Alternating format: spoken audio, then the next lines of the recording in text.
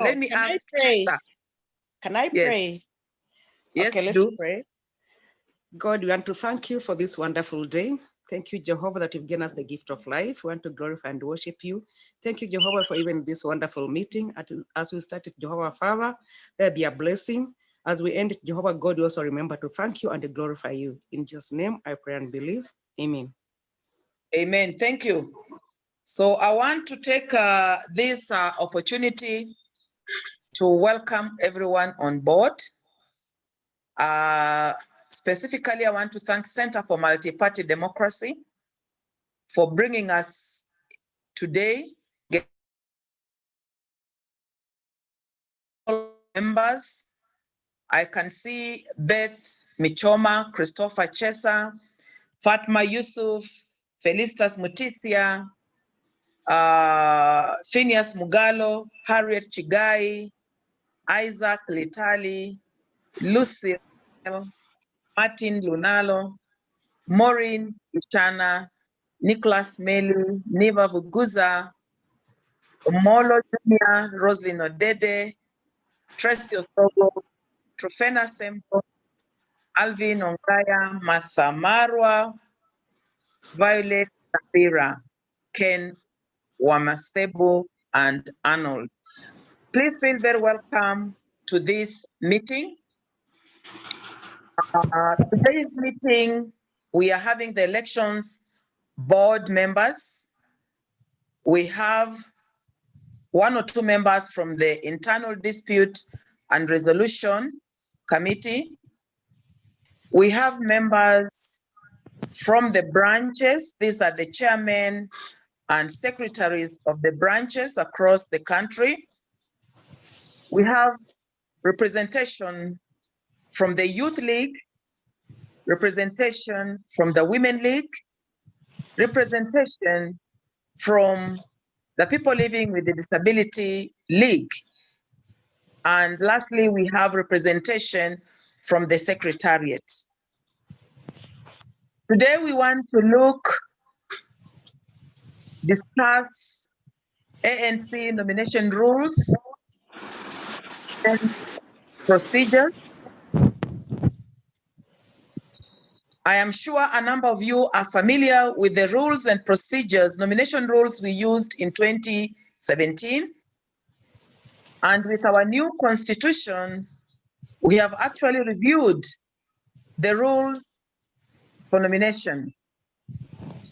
But we felt that it is important our members can once again go through them with a consultant, that is Roslyn Odede, to take us through the nomination rules and procedures all the way from the presidential, the governors, senators, women reps, members of parliament, and county assemblies. We'd also want to look at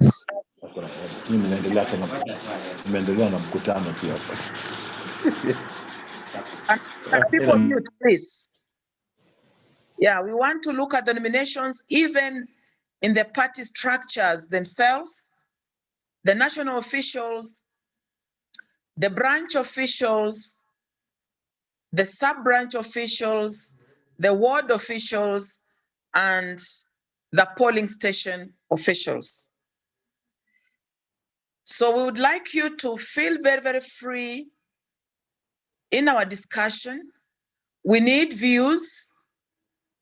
As Roslyn takes us through, please note down the most important and critical areas you feel it needs improvement to help the elections board put the document together before 2022. So I want to take this opportunity to once again welcome you and hand over the meeting to Roslyn Odede to take us through the documents on nominations in ANC party. Karibu sana, Roslyn.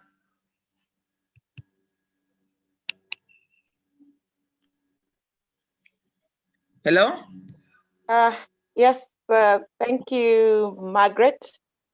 Good morning, everyone. Good morning, ANC members. It's the first time we're meeting this year, so can I wish you all a blessed and successful 2021, and Thank hope you. and believe that this year will be totally better than 2020 when the pandemic struck us and things went south. So, karibuni sana. It's a pleasure to be with you once again. Maureen, did you have any housekeeping on your end, or can I proceed? Just to kindly request everyone to just switch off their mics when they're not speaking, and then now we're good to go. Thank you, Roslyn. You may proceed. So thank you, Maureen, and CMD. Today we are going to discuss the ANC party nomination rules. And Margaret, how I propose to do this, because it's a really long document, I'd like us to take section by section and have people comment as we go. Because I think if we keep everything to the end, we might lose benefit of what we intend to get here today. And also because we may not have sufficient time to come back and try and tackle them after. So Margaret, I am proposing that as we go along, we shall be discussing things that arise. Is that okay, Margaret?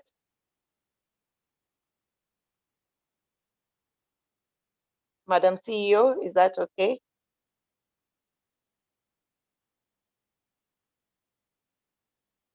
Yes, Okay. it is okay. Thank you, CEO. So Yeah. great. So karibuni sana, and let's begin. Feel free, ask questions when you want. You can either put up your hands, or if you start speaking, I'll be able to hear you and I'll let you speak. So thank you. Margaret will also be assisting me to see members who want to say something, and will be moderating the session. So thank you very much. So party nominations are actually party primaries. They're called primary elections. And primary elections are internal party processes. Maureen, if you can just move your slide here. Internal party processes that choose a political party's candidates for a general election by holding an internal election. Exactly how this is done depends on each and every political party, because parties have their constitutions, they have their nomination rules, like the ones we're going to look at for ANC. And then, of course, we have the national statutory legal framework, which also, in a way, guides and dictates how party primaries can be held. Now, primaries are useful because they help the political party select a candidate who is most likely to win the general election. It helps the party to actually identify the one person who has the most clout in that region and therefore likely to capture the seat. Primary elections are also important because they are the window to the beginning of an entire democratic process, not just for the party, but for the country at large. Where political parties mess up with their party primaries, they actually mess up the entire democracy of this country, because it is the candidate that comes from the nomination that finds their way to the ballot paper. So free, fair, credible party elections are very crucial and very necessary for ensuring, securing, and protecting democracy, not just in the party, but for the country as well. And then primaries also give the candidate legitimacy and a clear mandate. It actually just shows that the people have their faith in you, and also the party is willing to support you. So it gives you the mandate and it gives you the legitimacy to proceed into the general election. Primaries are also useful because they give the political party visibility. When a political party is holding its primaries, everybody's watching, everybody's listening, and that actually gives visibility. And sometimes a candidate or a party gets support from the way and manner they transact their party primaries and their party proceedings. So this is also a good time to showcase the ideals, values, and aspirations of a political party. And then primaries also empower the ordinary members of a political party to engage in party.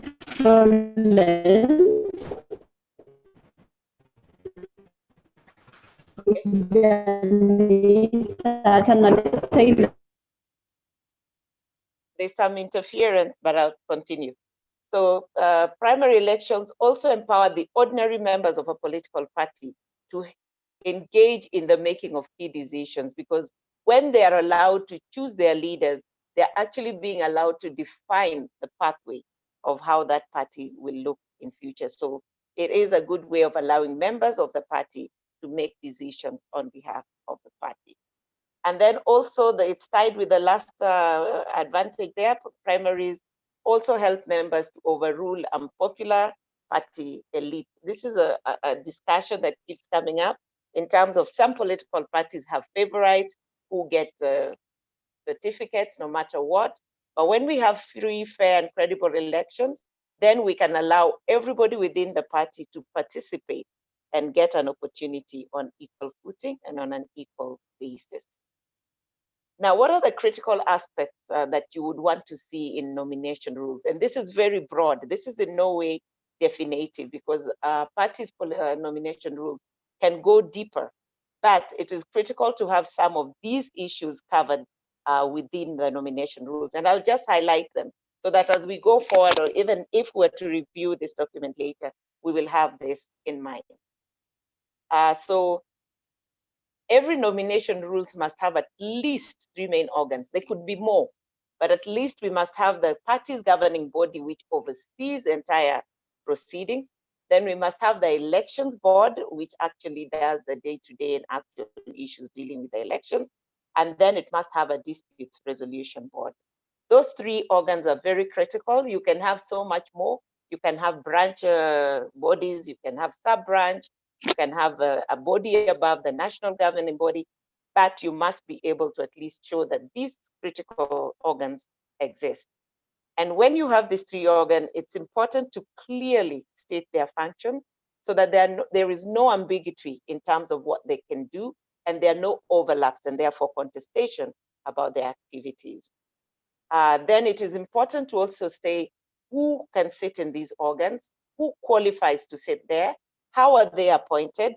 And in doing all this, we must be alive to the issue of the 2/3 gender balance, which is a constitutional provision, and also be sure that not one member does not sit in more than one of the bodies, so that you can only sit in one of the bodies and not in all, so as to have a separation of powers and activities and independence of the 3.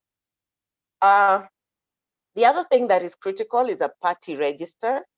It's important to indicate what makes the party register, who has custody of the party register, how many types of registers do we have, how do members verify, is there an opportunity for verification of the register, and in all this registration, does it continue, does it stop at a certain point, and who qualifies to be registered as a member, and how can people access this register at all times.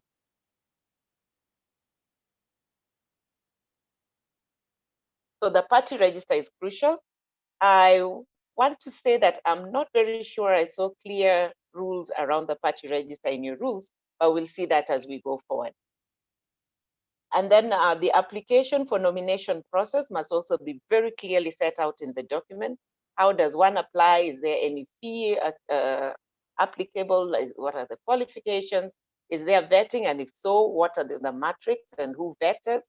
And can I appeal? So all that, and I think this is very well covered in your document, maybe just a few typos here and there, but I think you cover that very well. The other aspect is the election process, which I think is also totally well covered in your document. And this talks about the type of primaries.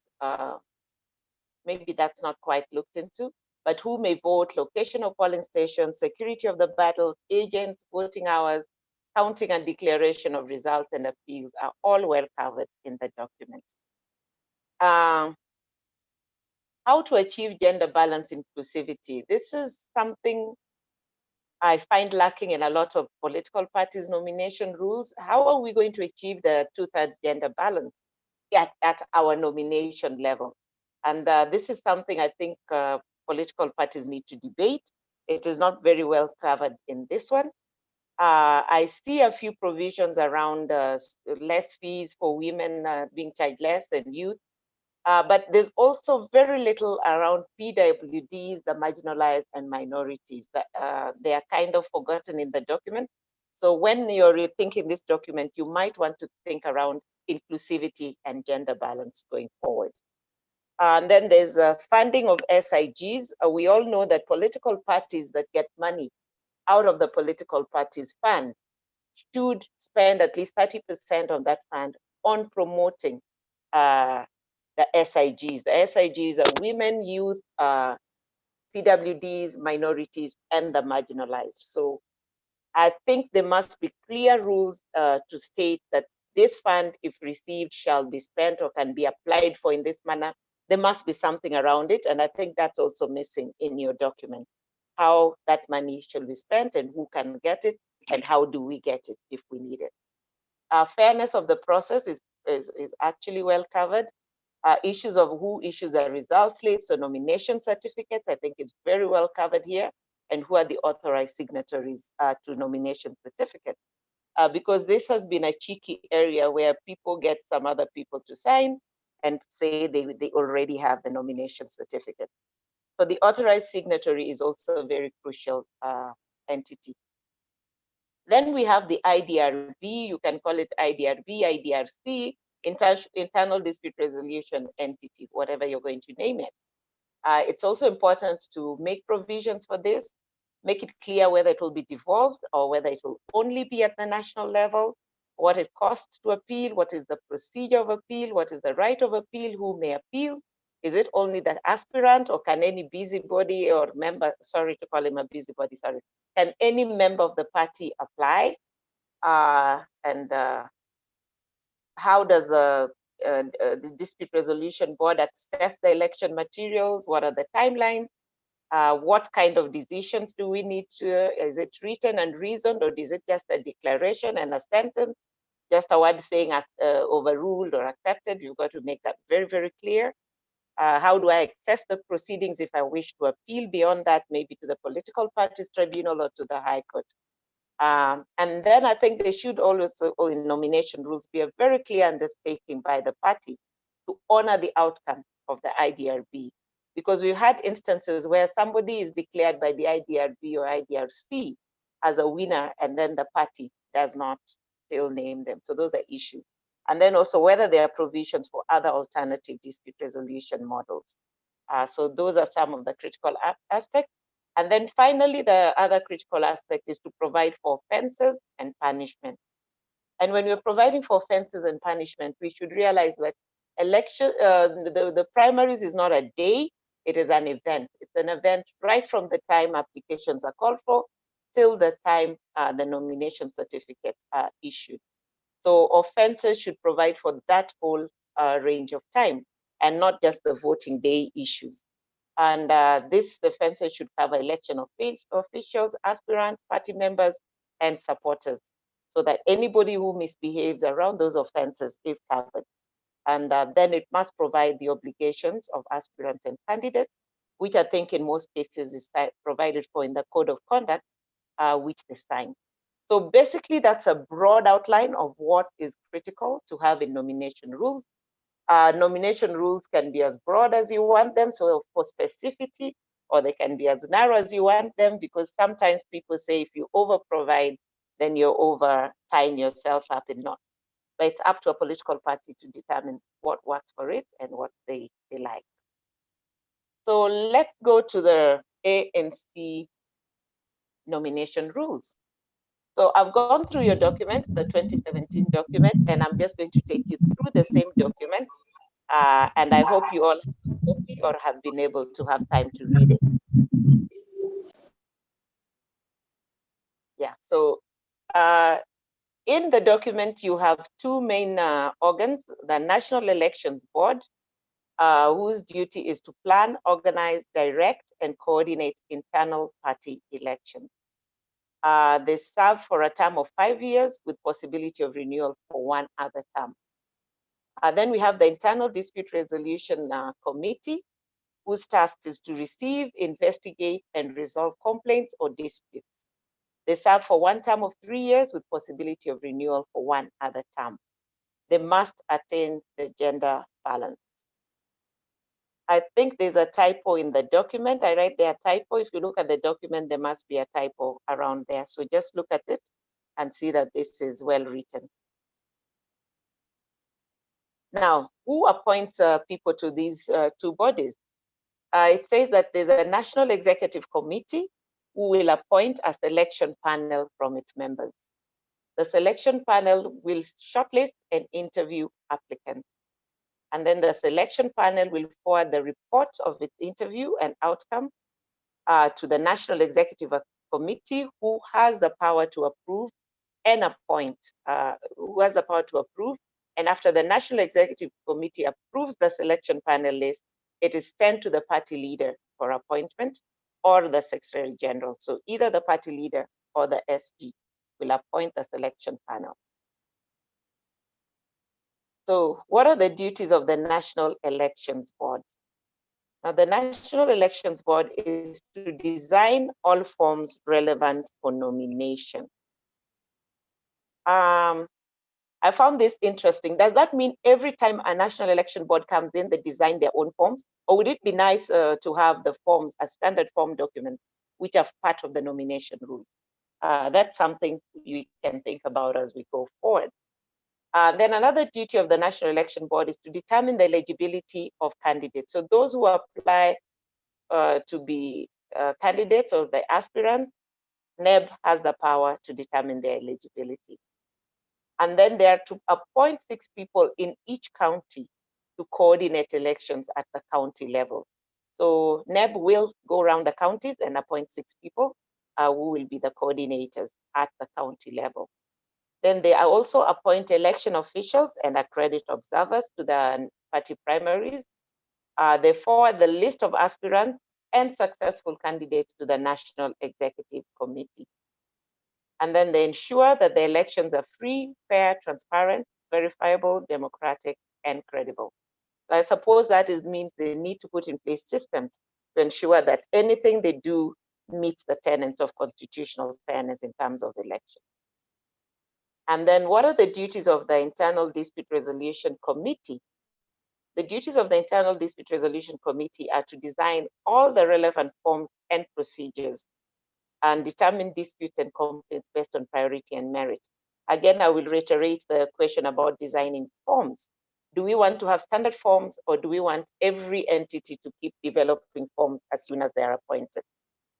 And then they can appoint mediators and arbitrators for the internal dispute resolution at the county, sub-county, and ward level. They submit their reports to the National Executive Committee, and they check and balance the National Election Board to ensure its outcomes are fair, verifiable, and accountable. And then they ensure prompt administration of justice and fair hearing for all. Now, how are returning and presiding and other election officers to be appointed? The nomination rules provide that they are to be appointed by the National Elections Board in consultation with the branch executive committee, and their appointment is temporary. They are not permanent employees. They work when there is a party primary, and then that's it. And they may be recalled when there's a by-election or something, or some other branch or official election. Now, what are the duties of the county returning officer?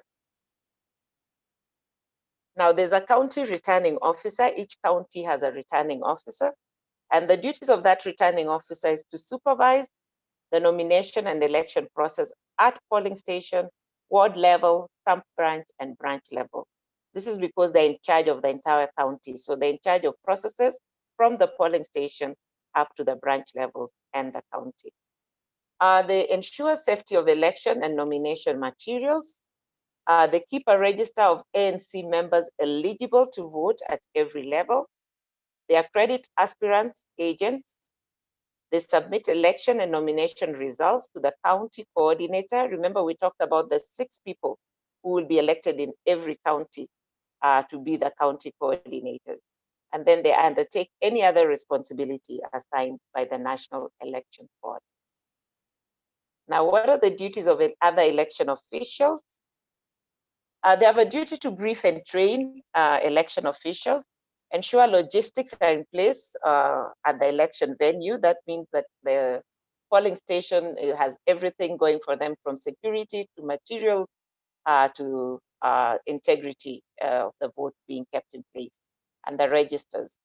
So then there's identification of election venues, and then ensuring all election materials are available in sufficient quantities, liaising with security agencies for security provision, announcement of provisional results. So this is normally done by the presiding officer, compiling and submitting it to the National Elections Board through the returning officer, and then overseeing vote counties. Now, the nomination rules that any election official found to be conducting themselves in a manner that is contrary to these nomination rules can be subject to disciplinary action. It doesn't say what nature of disciplinary action, but I think later in the rules, some offenses are set out. So we'll be looking at those later. Any questions up to there, or may I proceed? Any comments, questions, or otherwise?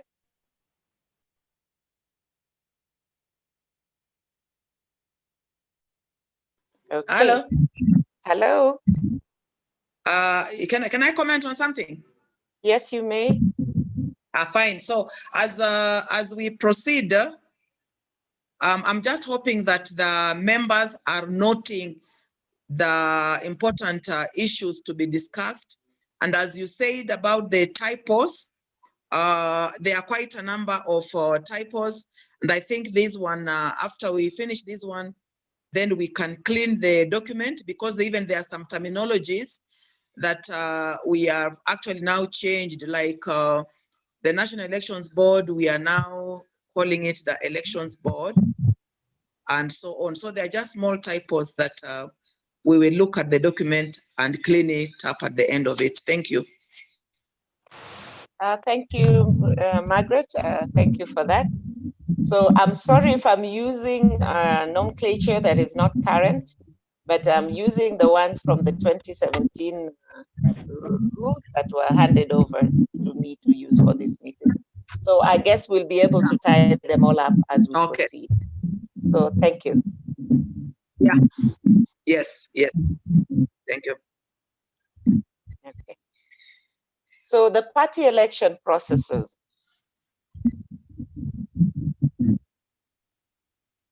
Oh, okay. I keep hearing some disturbing noise, so I wait for it to go quiet. Maureen, if you can just mute wherever the noise is coming from, it will be useful. Thank you. So the rules provide that elections shall be conducted for the following organs.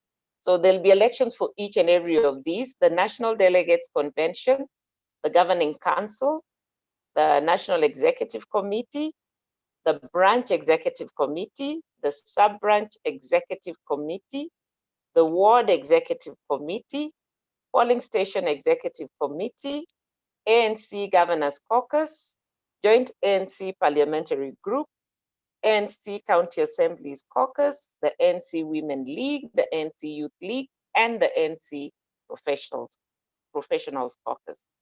So elections, internal elections shall be carried out for these offices, which are part of the organs of the party. Now, for these elections, the Secretary General, in consultation with the National Election Board, is required to issue a 21-day notice of any intended election. The notice must be published in at least 2 daily newspapers of high circulation, any 2 radio stations, and through the electronic media. So this must be done before the elections can take place. Now, to qualify for any of the offices or those organs I've mentioned, one must be a fully paid up member of the party, must be committed to the ideals and core values of the party, must be very active in party activities and must have participated. But the rules also provide that the National Executive Committee may waive this requirement in certain instances. It does not provide the instances, and therefore it gives an open hand to the National Executive Committee to decide when to waive and when not to waive. I don't know whether it would be a good idea to have a specificity on instances when this may happen, or sometimes leaving it open-ended makes sense to the party. But yeah, they have the right to waive, and there are no parameters around it on how to apply that. I'm told in politics sometimes you have to leave things open because in 24 hours anything changes. And then yeah, those seeking national office and branch chairpersons to be branch chairpersons must be life members of the party. So if you want to work at the national office or you want to be a branch chairperson, then you must sign up as a life member. And anybody seeking a nomination must present themselves at the meeting where the election is conducted.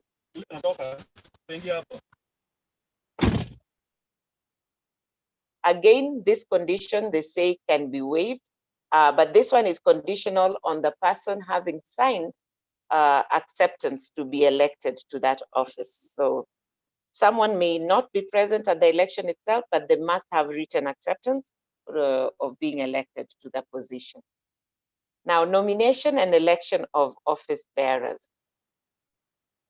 Now, for one to be elected, one must first of all complete a nomination form provided by the National Election Board. Then the National Election Board must sit and determine the eligibility of all the applicants.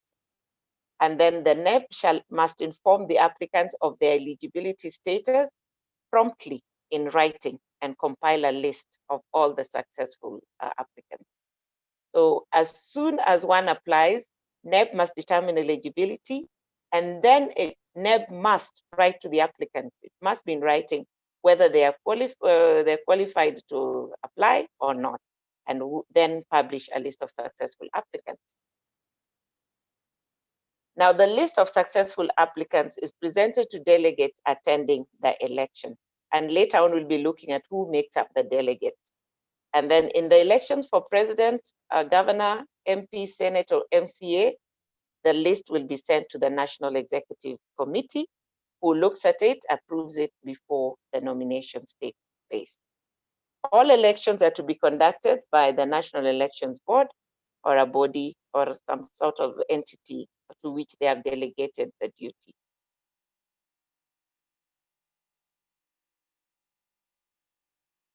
Now, election of national official. This is done at the National Delegates Convention, and the returning officer must ensure that law and order is observed. All delegates present are eligible to be present, that there is quorum, and a quorum is 1/3 of all eligible members, 1/3 of the registered delegates.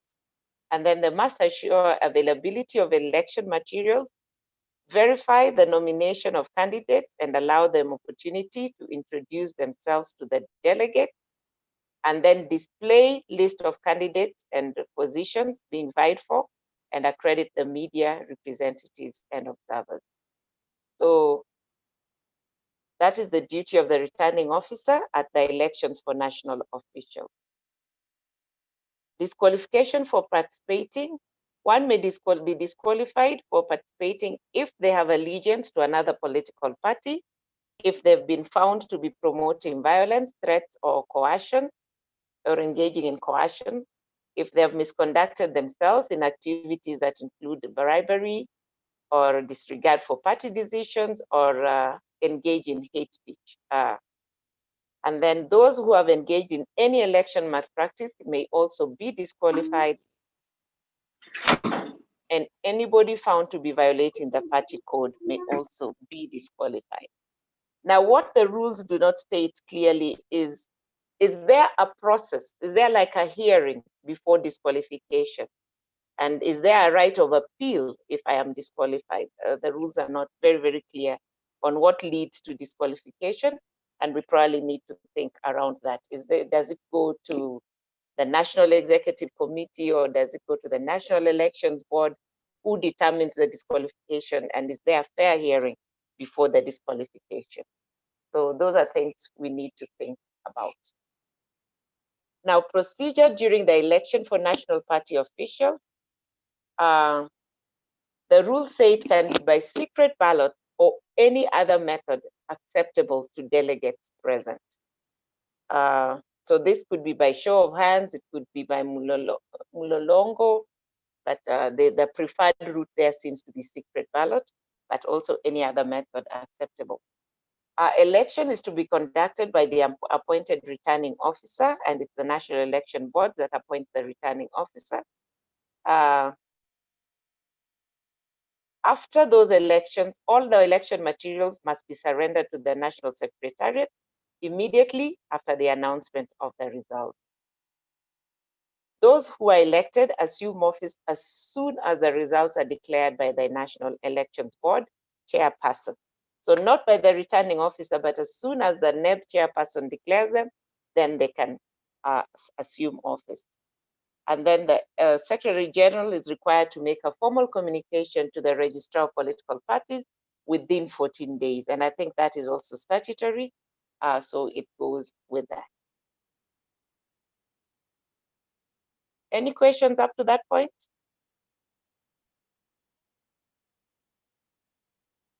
Input, interjections? I have, Maureen, I have, I think in your list, you needed to have mentioned about the diaspora.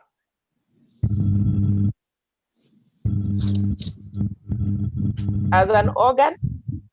No, not as an organ, but when you are mentioning the Women League, the Youth League, in the 2020 Constitution, we also have the diaspora. As an organ for which internal party elections are held. As a branch, yes. I think as a branch, yes. But if they're a branch, then they'll be elected under the branch executive committee, is it? Or is diaspora a branch, or is diaspora an organ on its own? It is equivalent to the Women League or the Youth League. It is So there should be another one there saying ANC diaspora, something like that. Yes. Okay. All right. I'm well guided. not really. Maureen, I have something. Mm-hmm. I know you are using the 2017 election rules, but we have, the party has the new constitution that has what we call party institutional structures in their chapter 4, chapter 3 of that constitution, that has recognized only 3 institutions, only 12 institutions, institutional framework. I'm wondering, because in that there is no youth league and there is no women league. So when we talk of the issue of gender balancing, and when it comes to decision-making processes, and in that constitution it lacks such, I don't know whether the format that you have shared with us is really influential as far as the decision-making processes in the party is concerned. The youth league, the women league, and the persons with disability is not mentioned in those party institutional frameworks as key entities. Thank you. Thank you. Thank you, Margaret. I think, yes. Yes, I want to just clarify something. I think let Roslyn take us through the document, and then we can interrogate it, because she's using the 2017, because we are coming up with new guidelines for the new constitution. So let her go through the documents, note your issues down, and then we shall harmonize them. Thank you.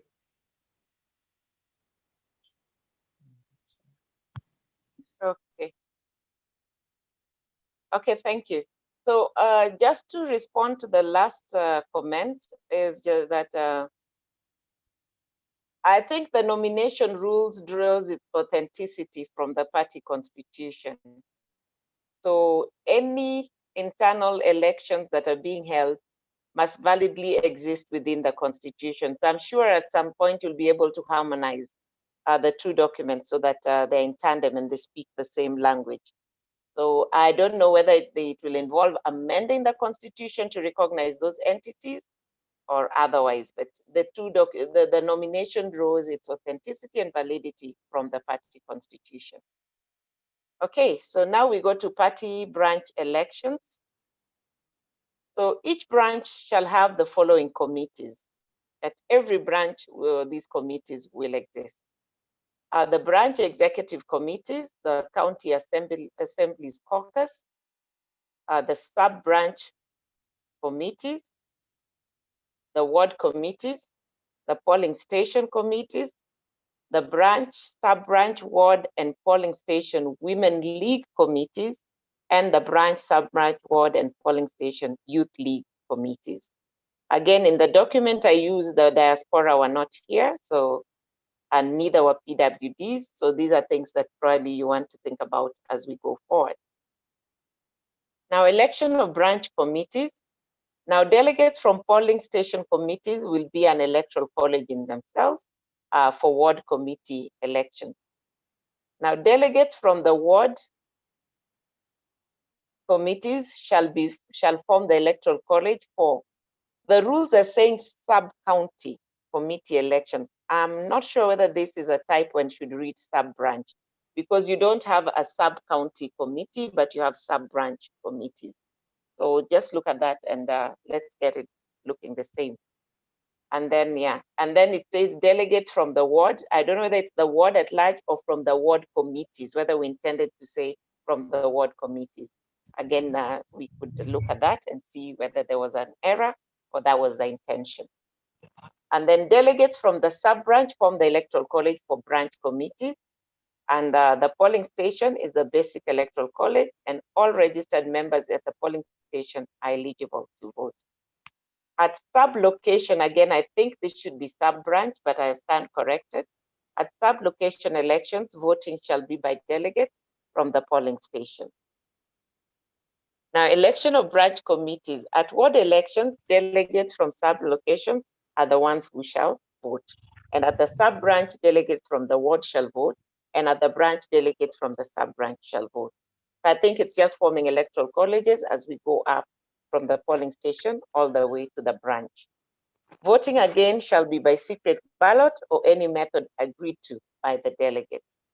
And only members qualified as youth or women can participate in youth and women league elections respectively. So only women will elect women to the Women League, and only youth will elect officials to the Youth League. I think this is just kind of ensuring that they participate in their own elections and elect their own officials. The quorum again is 1/3 of delegates eligible to vote. The presiding officer shall tally the results and announce winners, and then the presiding officer can forward those results to the returning officer, who in turn reports to the election board in the prescribed form. So the PO at the polling station, at the polling venue, will tally and announce the results and then send them to the returning officer, who in turn tallies from the entire county and then sells to the National Elections Board.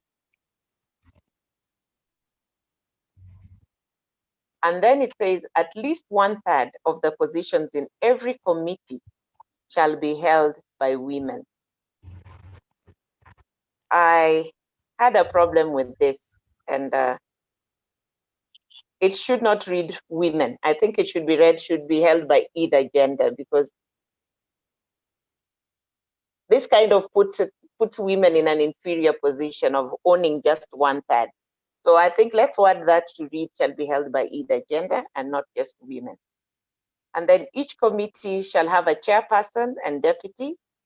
a secretary and a deputy, a treasurer and a deputy, an organizing secretary and a deputy.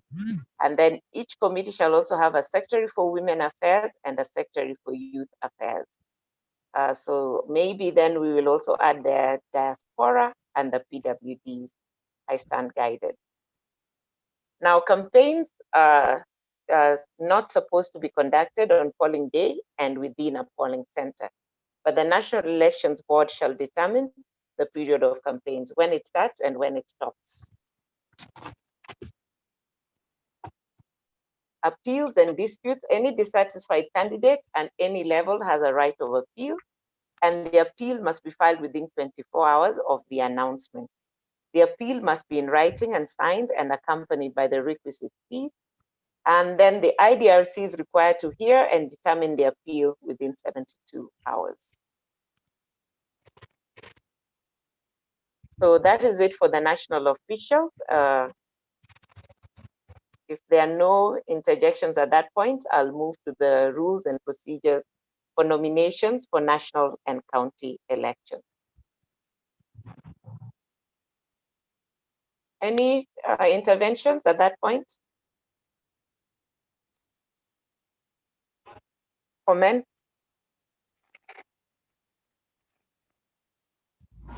Okay, we continue. Rules and procedures for nomination process for national and county elections.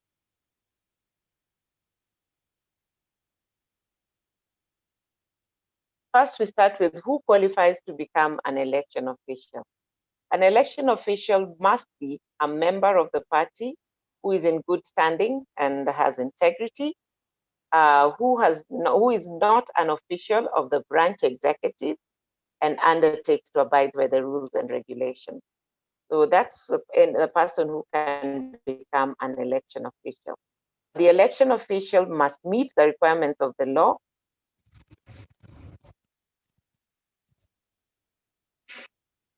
Sorry, I lost.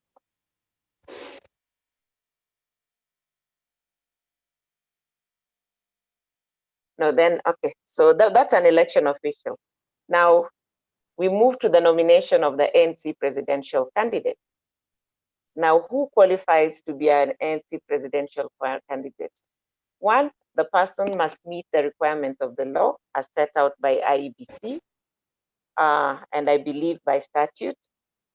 He must be qualified to stand for election as a member of parliament, must be a life member of the ANC, must be a Kenyan citizen with a valid ID or passport, must be a registered voter in Kenya, must meet Chapter 6 obligations and be of high moral standing and integrity, must have a degree from a recognized university, and then if he meets all those conditions, the person should then apply to the National Elections Board through the Secretary General. Now, the presidential aspirant will be required to provide, one, he must fill the application form in triplicate, and he must have a proposer and seconder. The proposer and seconder must be registered voters and party members. Then the aspirant must also get 2,000 signatures of party members and registered voters, each from a majority of the counties. So that means because we have 47 counties, he must get 2,000 signatures from at least 24 counties to support his application. Then there must be evidence that the person has been an active member of the ANC. So there must be evidence of active membership. Then there is a nomination fee, which right now has been set at 1 million for male candidates and 500,000 for female candidates. And this must be paid by banker's check.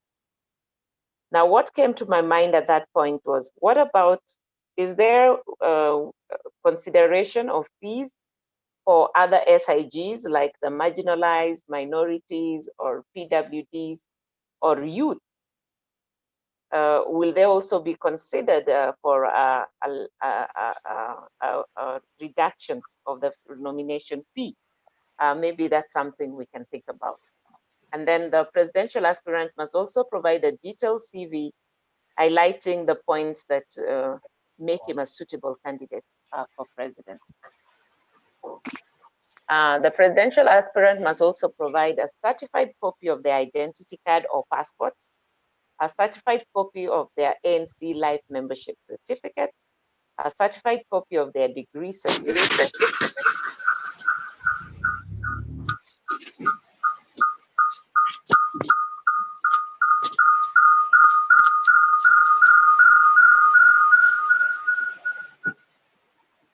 and they must also sign the party code of conduct, and that party code of conduct must be witnessed by a commission of oaths. And then members of NC who previously belonged to another party to which NC may have belonged and had complied with these requirements in that party may be exempted from complying by the National Executive Committee. So this is a rider to all those provisions that are there before for the presidential aspirant. Now, how is the presidential aspirant to be nominated? Under the rules, the presidential candidate shall be nominated and endorsed at a special national delegate convention as per the party constitution. So clearly this is provided for in the party constitution. Now, a delegate register is generated and compiled from eligible members of the National Delegates Convention.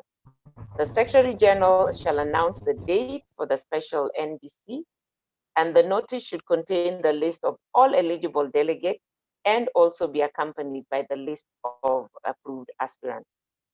At the National Delegates Convention, delegates must arrive in time so that they are registered and given identity tag and shown where to sit. So it presumes that the meeting room shall have areas earmarked for people from each county, and delegates will be required to sit where they are required, where they are shown. So that is clearly stated in terms of the NDC for the presidential nomination.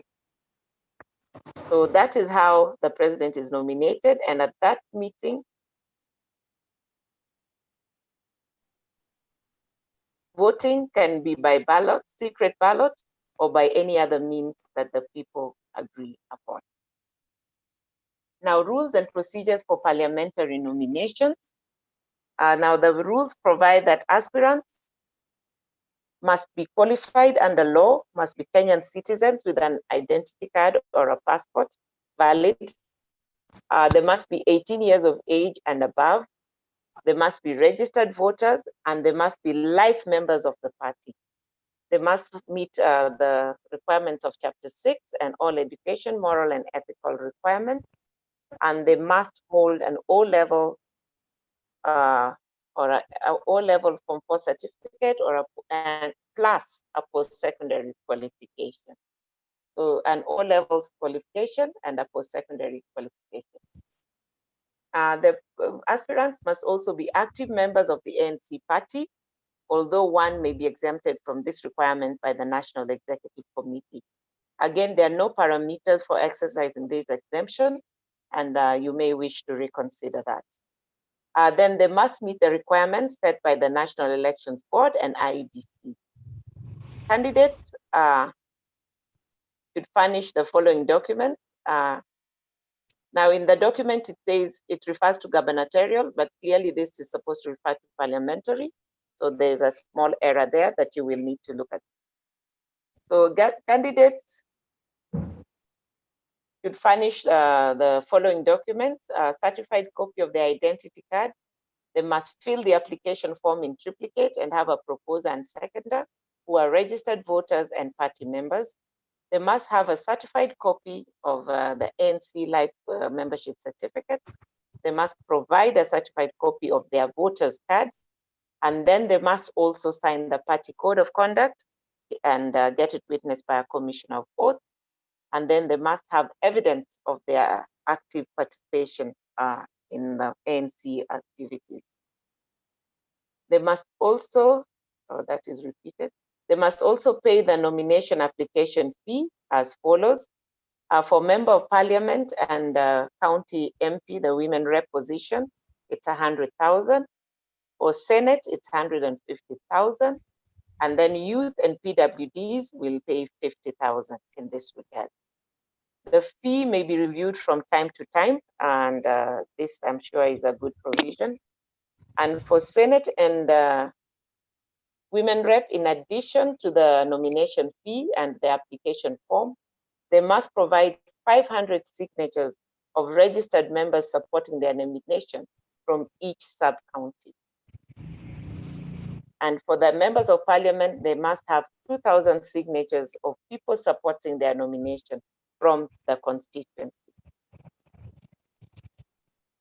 Then they must also provide a detailed CV highlighting why they are suitable for the position and nomination.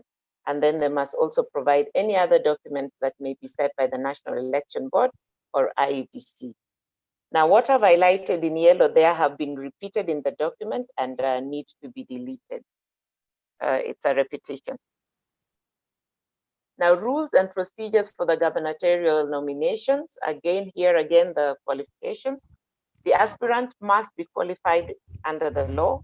They must be Kenyan citizens with valid ID or passport. They must be 18 years of age and above.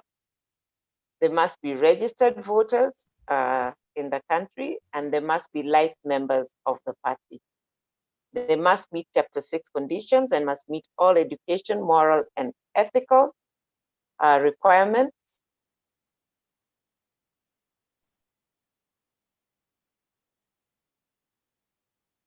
And they must be active members of the ANC party. Again, it says one may be exempted by the National Executive Committee.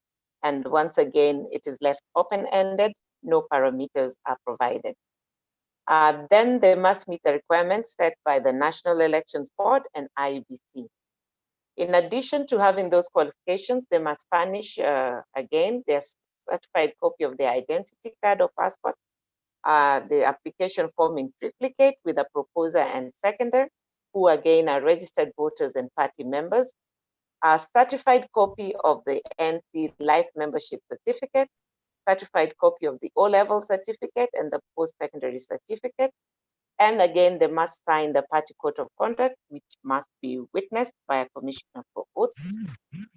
For the gubernatorial election, again, the application must be supported by 500 signatures of registered members from each sub-county. And then the aspirant is supposed to pay a non-refundable fee of 300,000 for male applicants, and female applicants are supposed to pay 50% of that, which is 150. Again, there's no consideration for youth, PWDs, minorities, and marginalized. We may wish to consider them. The fees is said it's provided may be reviewed from time to time. And then they could also provide a detailed, they must also provide a detailed CV highlighting why they qualify for this position. They must provide a certified copy of their degree and certify all moral and ethical requirements. Though what I've highlighted in yellow, once again, has been repeated. Now, when it comes to the county assembly, I think the rules are basically almost the same, apart from a few requirements. The aspirant must hold a national identity card. A Kenyan citizen holding a national identity card, it must be 18 years and above, must be a registered voter in that ward, must be an ordinary member of the party. Now, this time one does not have to be a life member. An ordinary member of the party can apply to be a member of county assembly. They must meet in Chapter 6 moral and ethical requirements, and they must be active members of the ANC. Again, the provision for exemption is provided. The National Executive Committee may exempt someone from this particular requirement. The aspirant must also meet any other conditions that may be set by the National Elections Board or the IEBC. Now, those wishing to be members of the County Assembly and to be nominated must provide the certified copy of the identity document. They must provide an application form in triplicate signed by a proposer and seconder and again, the proposer and seconder must be registered voters and party members. Now, in the rules, it says they must provide certified copy of life membership certificate. Now, I put a question mark there because in the qualifications that we've just looked at in the previous slide, it says that a member of the county assembly need not be a life member and can be an ordinary member. So I don't know whether this is a typo or the other one is a typo. We need to reconcile the two so that it's either an ordinary member or a life member, and let's make sure that they are in tandem. Then again, the candidate should sign the party code of conduct, and it should be witnessed by a commissioner of oath. The aspirant must provide evidence of active ANC membership and must also have his or her application supported by 500 signatures of ANC members who are registered voters. Now, it doesn't clarify whether these voters should be from that ward or that branch or that county or that sub-branch. It just says who must be registered voters. So I don't know whether that is a lacuna, that's a gap, or whether that is as intended, because sometimes wards probably have very few people. So we need to clarify whether the 500 signatures are from the ward or from the sub-branch or from the country. It is open-ended as of now, so we need to clarify on that. Then the refundable fee, the aspirant must provide a non-refundable fee of 20,000. And here there are no variations for any special interest group. I think they feel that 20,000 is a very fair fee for all. And then they must also provide a detailed CV. Again, what is highlighted in yellow is a repetition in the document and needs to be tidied up.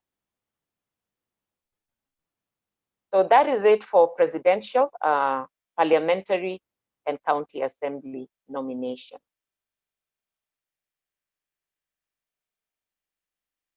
Good. So let us look at the party lists, the NC party list nominations.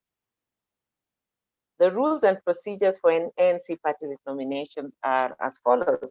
Now, the National Election Board, in consultation with the National Executive Committee, is required to design procedures for party list nominations. The eligibility criteria for nomination for elections for national and county seats applies also for nomination for party list.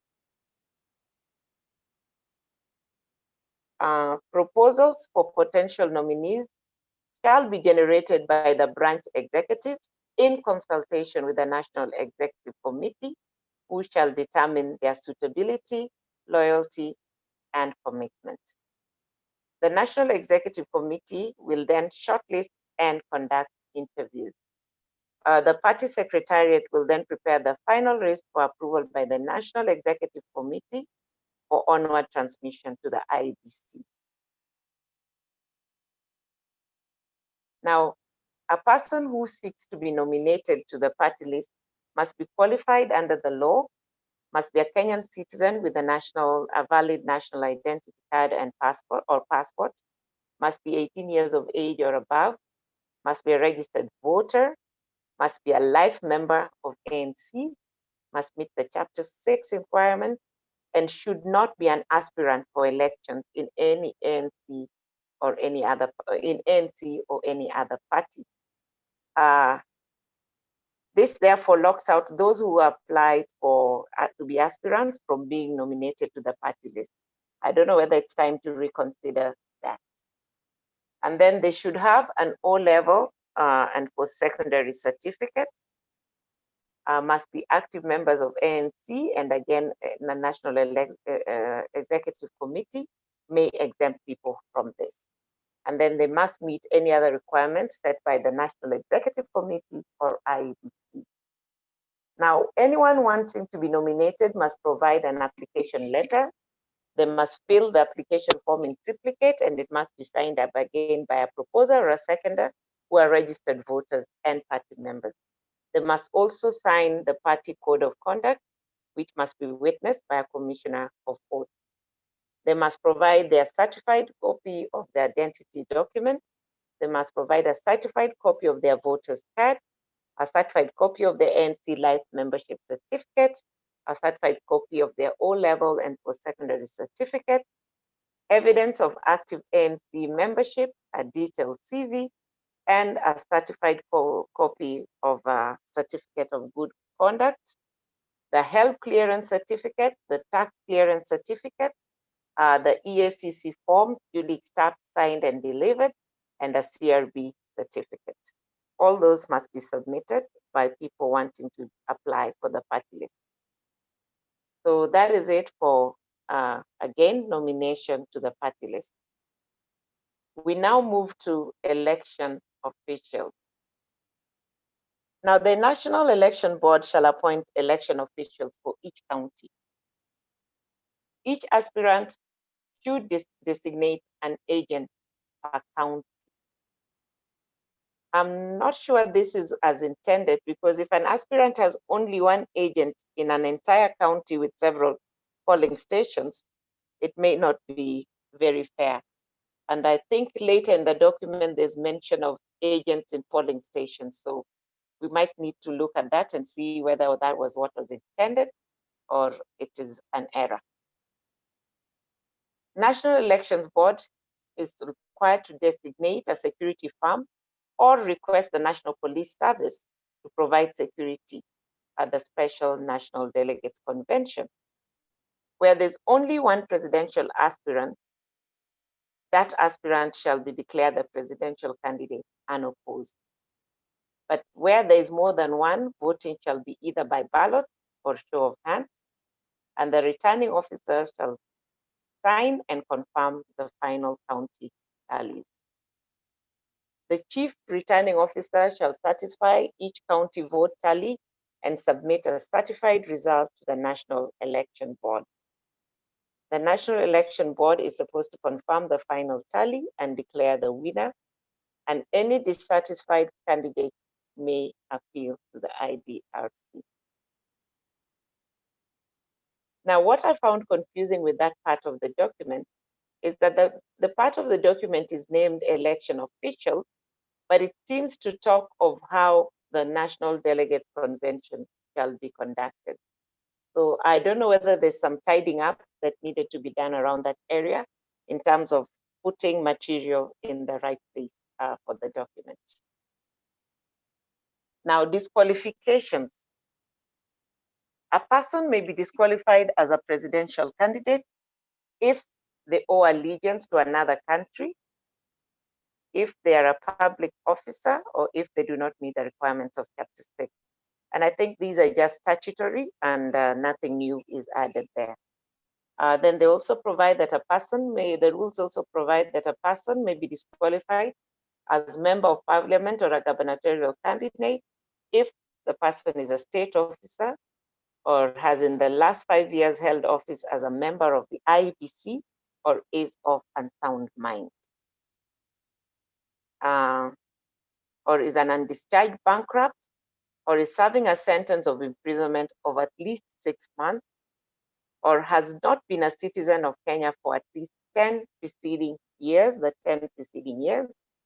or is found to have contravened Chapter 6 of the Constitution. So those are disqualifications for gubernatorial and parliamentary candidates. For county assembly candidates, the disqualifications are if the person is a state officer, has in the last 5 years held office as a member of IEBC, is of unsound mind, is an undischarged bankrupt, is serving a sentence of imprisonment of at least 6 months, or is found to have contravened Chapter 6 of the Constitution.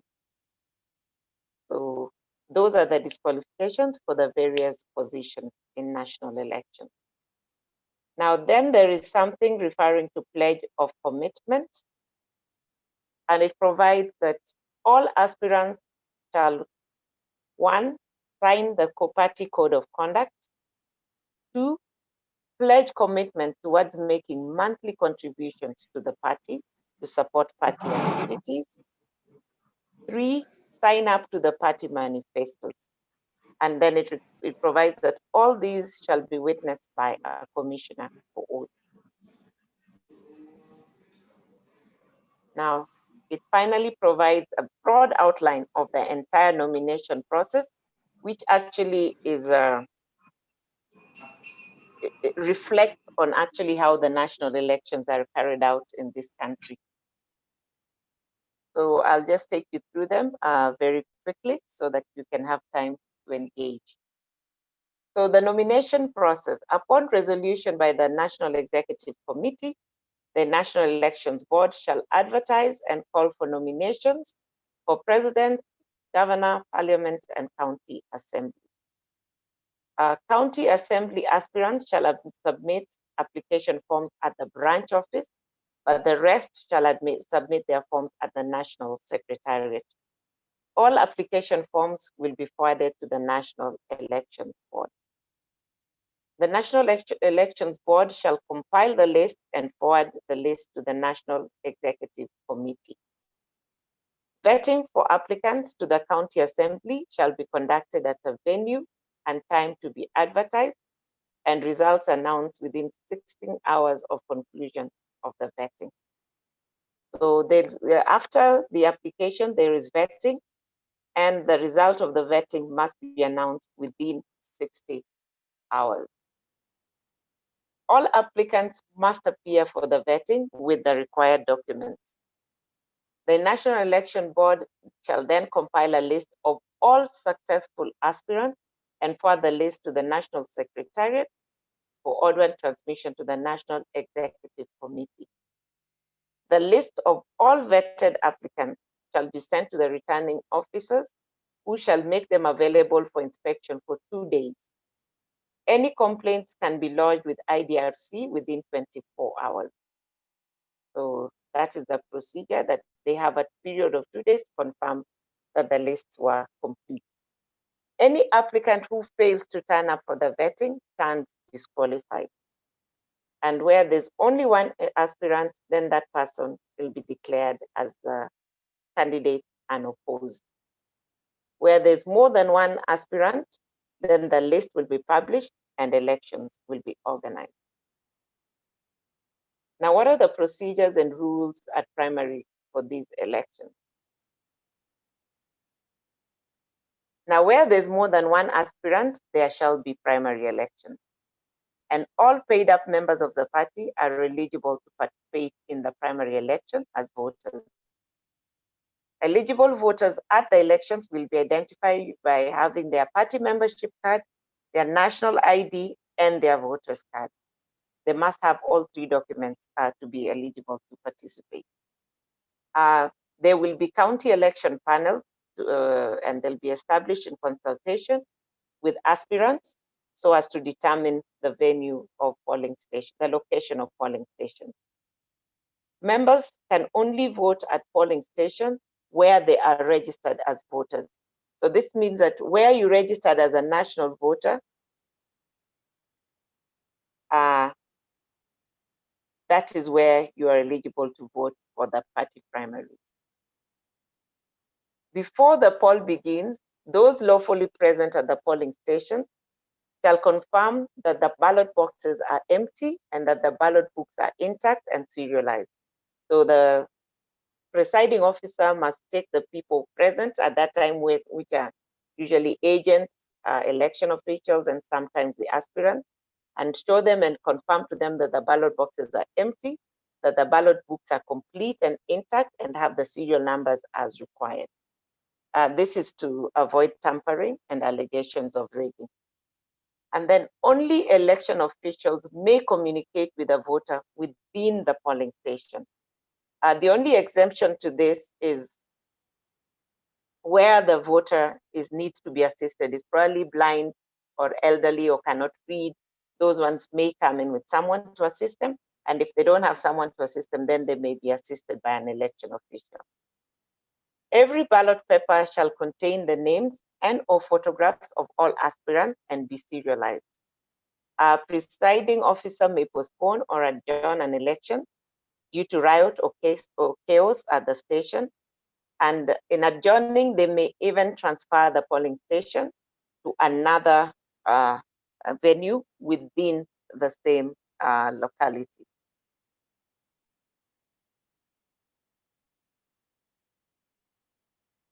Now, voting time may be extended to compensate for lost time. And if the poll is adjourned, closed, or transferred, the presiding officer must seal the ballot box to prevent tampering.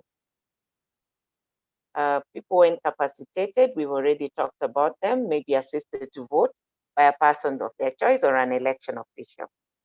A voter may obtain another ballot upon proof of inadvertently messing up the ballot. And at this point, agents must be very vigilant to ensure that the spoiled ballot is clearly labeled and marked and put aside. After counting the votes, the presiding officer shall seal the ballot box in the presence of aspirants and agents. Aspirants and agents may also affix their seals to the ballot box. After close of the poll, the returning officer shall make a record of all ballot papers issued, all ballot papers used, all spoiled ballot papers, and all unused ballot papers. And the agents present must be present when this is done. And then they must be put away in different packets and signed. And this must be very, very transparent. The presiding officer shall count the votes in the presence of all aspirants and agents of aspirants, or if the aspirant is not there, in the presence of their agent. A ballot paper placed in the box for the wrong election does not invalidate it. So this means that if the ballot for, say, a presidential election is found in the gubernatorial, for the gubernatorial election is found in the parliamentary box, it will just be put back in the right box. It shall not be declared null or void. The presiding officer, the candidates, any candidates present, aspirants present, and the agents are required to sign the form indicating the name of the polling station, the total number of registered voters, and the total number of valid votes. There's a special form that must be signed after the elections are done. An aspirant or agent can contest rejection or inclusion of a ballot. So if a ballot is rejected by the presiding officer, an aspirant or agent can contest that, or if a ballot is being included and they think it is not clear, they can also contest that. The presiding officer has a right to withhold or reject the claim and make comments as to why. The presiding officer shall immediately after completing the count announce the results and require agents or aspirants to sign, and where they refuse to resign, if they don't state reason for refusing to sign, and communicate the result to the returning officer and affix a copy of the results at the polling station. If one refuses to record the reason for refusing to sign, the PO, the presiding officer, shall note such refusal. Refusal to sign does not invalidate the result. And where an agent or aspirant is absent, the presiding officer shall just note and record the absence. And again, such absence does not invalidate the result. The packets that we talked about earlier containing the unused and spoiled ballots, the registers, and all other documents must be placed in a ballot box and sealed so as to avoid tampering. The presiding officer shall then deliver the sealed ballot boxes to the returning officer as soon as possible. The returning officer, on receiving ballot boxes from presiding officers, is required to tally the vote again in the presence of aspirants or their agents. The returning officer shall only accredit 2 agents per aspirant. Now you see here we are talking of 2 agents, yet earlier we had talked of 1 agent per county. So I think there's some sort of reconciliation that needs to be done on that part of the document. The returning officer shall take reasonable steps to notify all aspirants of the time and place for vote tallying. Now, ballot papers may be rejected if it's not possible to determine the person for whom the vote was intended, and it shall be declared invalid. And any ballot paper that does not bear the official marks shall also be declared invalid. Now, a returning officer is required to only begin tallying if he or she is certain that the task can be completed without a break. So they should not start if they are certain that they are going to have to adjourn or postpone the process. If tallying is postponed to another day, all materials must be securely sealed and secured to avoid tampering. Aspirants or agents may request a recount. They do not give any reasons for this, they just give the power to request a recount. A presiding officer may also, on his own motion, decide to carry out a recount. After tallying is concluded, the returning officer shall record a statement stating the number of rejected ballots and indicate the reasons, and agents and aspirants may make a copy of that statement. When tallying is complete, the returning officer shall announce the result and declare the winner. Results must be declared within 48 hours of the elections. So the turnaround time is very quick. And then the National Election Board is supposed to compile a list of successful candidates and issue them with compliance certificates signed by the chair of the National Election Board and 2 members. This is a compliance certificate and is not a nomination certificate that is issued by the National Elections Board. Upon receipt of the compliance certificate, responsible party officials shall issue the nomination certificate. And remember, earlier we were told that the nomination certificates are issued by the party chair and the Secretary General. All documents relating, is it the party chair, secretary, or by the National Executive Committee, pardon me. All documents relating to the party primaries should be retained and only destroyed after the national general elections. They must be preserved. Any dissatisfied aspirant may appeal to the IDRC within 60 hours. Now, why I highlight this 60 hours is because earlier on and in the entire document, mentions of appeal refer to 24 hours. This is the only time I'm seeing 60 hours in the document, and I believe it must be an error, and that can be discussed. Where there's only one aspirant, the National Election Board shall, in consultation with the National Executive Committee, issue a direct nomination ticket.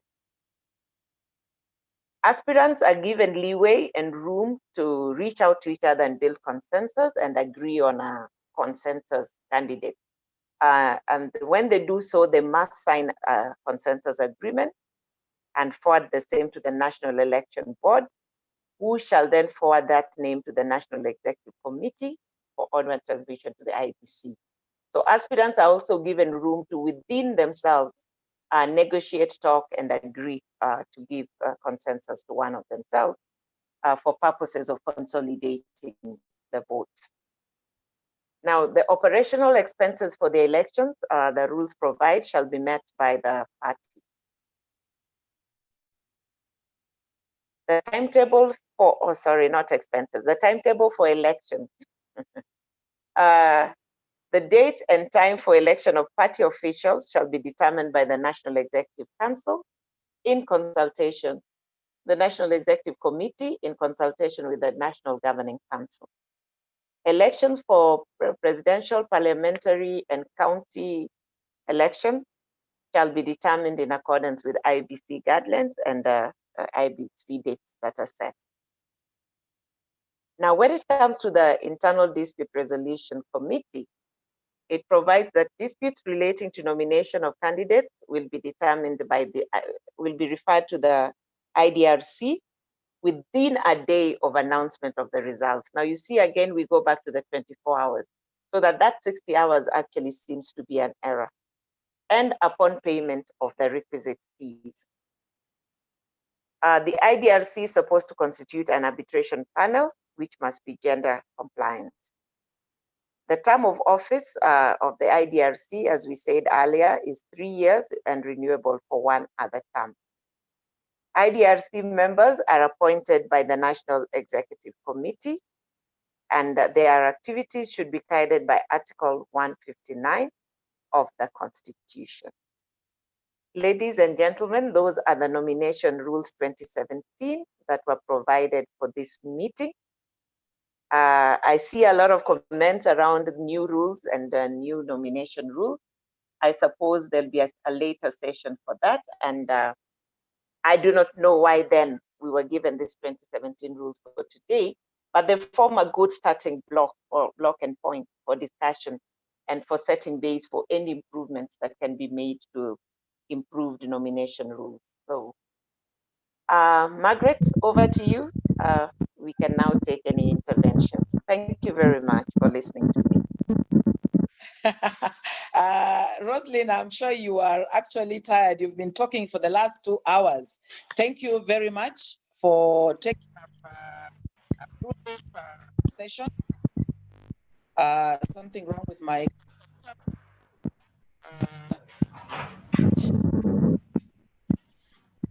something wrong with my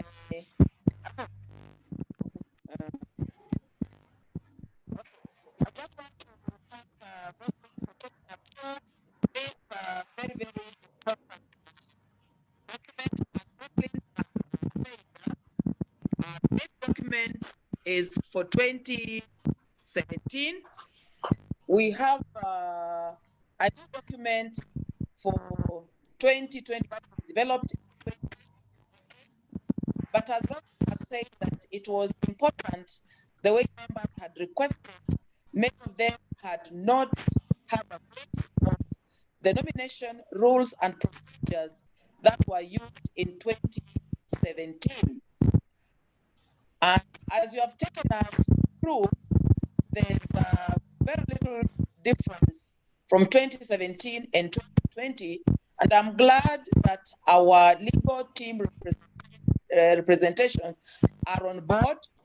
And at the time, the next meeting, we are supposed to take the branch officials through the current regulations, because it has a number of new things whereby instead of the life members, we are now having the members, and the legal team is in a better place to actually explain that.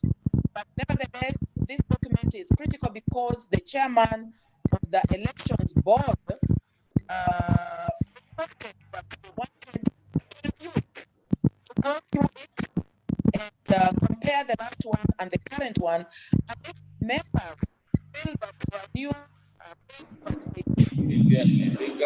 tunaweza kaa tu hapa round. Na hapa tu karibu.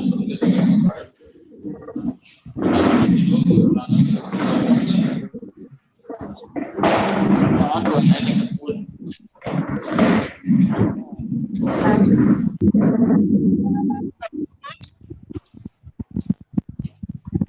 please.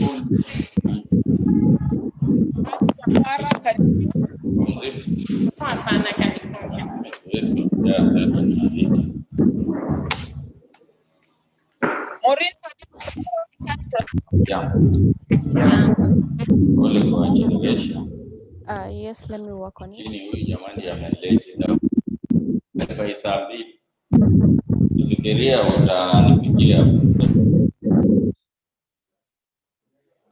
Have you muted? Okay, yes, so we can. We're good to go now. Okay, yes, we see it. So I was saying that the National Elections Board requested that we need to go through these procedures, these guidelines, and so that if members have got new ideas, they can be brought on board before we go to the general elections of 2022. I think this is the right time if there are any new ideas to be brought on board. But I just want to highlight a number of things that Rosalind brought on board. The issue of the organs in the Constitution, that is our governing body, our elections board, and our dispute resolution boards, being very, very critical when it comes to the nomination of candidates, both for the officials of the party from the national to the ward level, and then for candidates for general elections. What is important, she talked of the party register.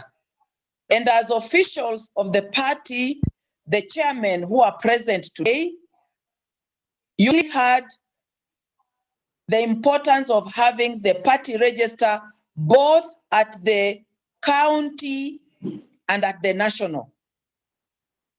As a secretariat, what I want to urge you is that as you send us the names of the people you are recruiting from ground, make sure that you are retaining that register.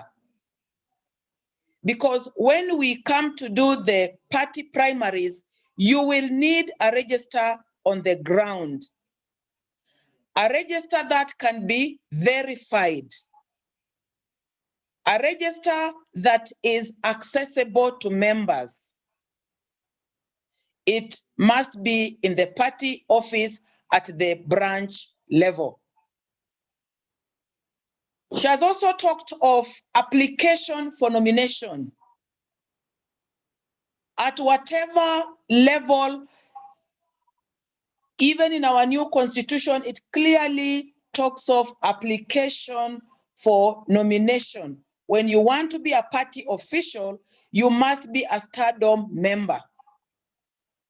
So those of you who are chairmen or you are member, you must be stardom members. If you are not eligible or you qualify to be there. Another thing that Rosalind has mentioned is election process. As party officials at the branch level, you need to be very familiar with the election process. Like what is happening now with the elections, the IBC have already given a timetable. As officials, it is important that you familiarize yourself with the election timetable. Apart from the by-elections that are going on, how do people apply to be in the by-elections? As officials, you need to be aware of what is going on. The issue of PWDs, Rosalind, I want to agree. You have highlighted it, and it is true, it is not featuring very much in our old regulations, and even in our new constitution. Yes, we want to say the issue of people living with disabilities has not been captured the way the members have brought it up. I want now to give room to members to ask questions, to respond to issues. And because we have got the election board and the meeting, the election board chair is there. The deputy Litale is there. We also have got representation from DC. Some of the questions could be directed to them. But let me give a chance now to people to respond, to react to the presentation. Thank you. So let's see if other people want to ask questions.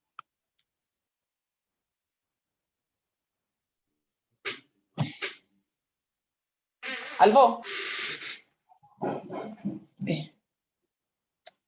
Hello?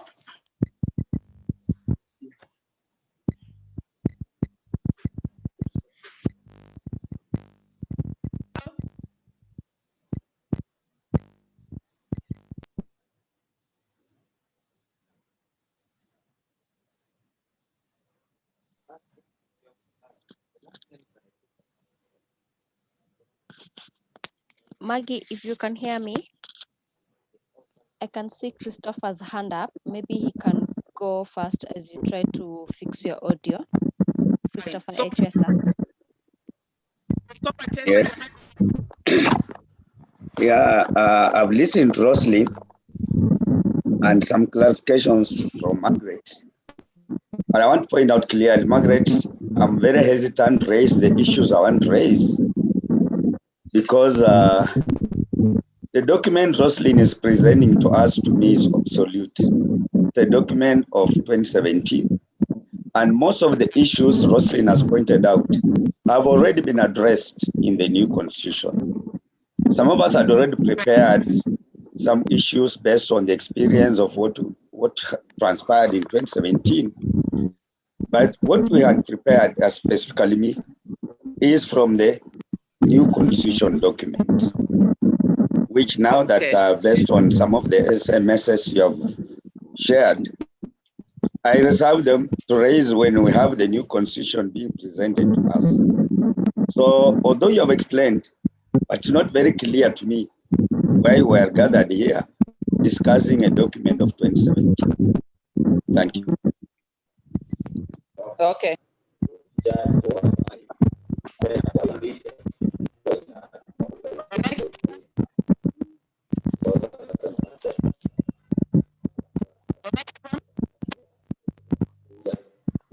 Thank you, Edith.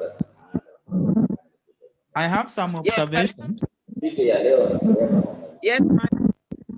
Yes, my first observation is on in regard to the election board and the signatures on the nomination certificates, where it is very clear on who to sign on the nomination certificates, and it's giving a mandatory signature from the party leader.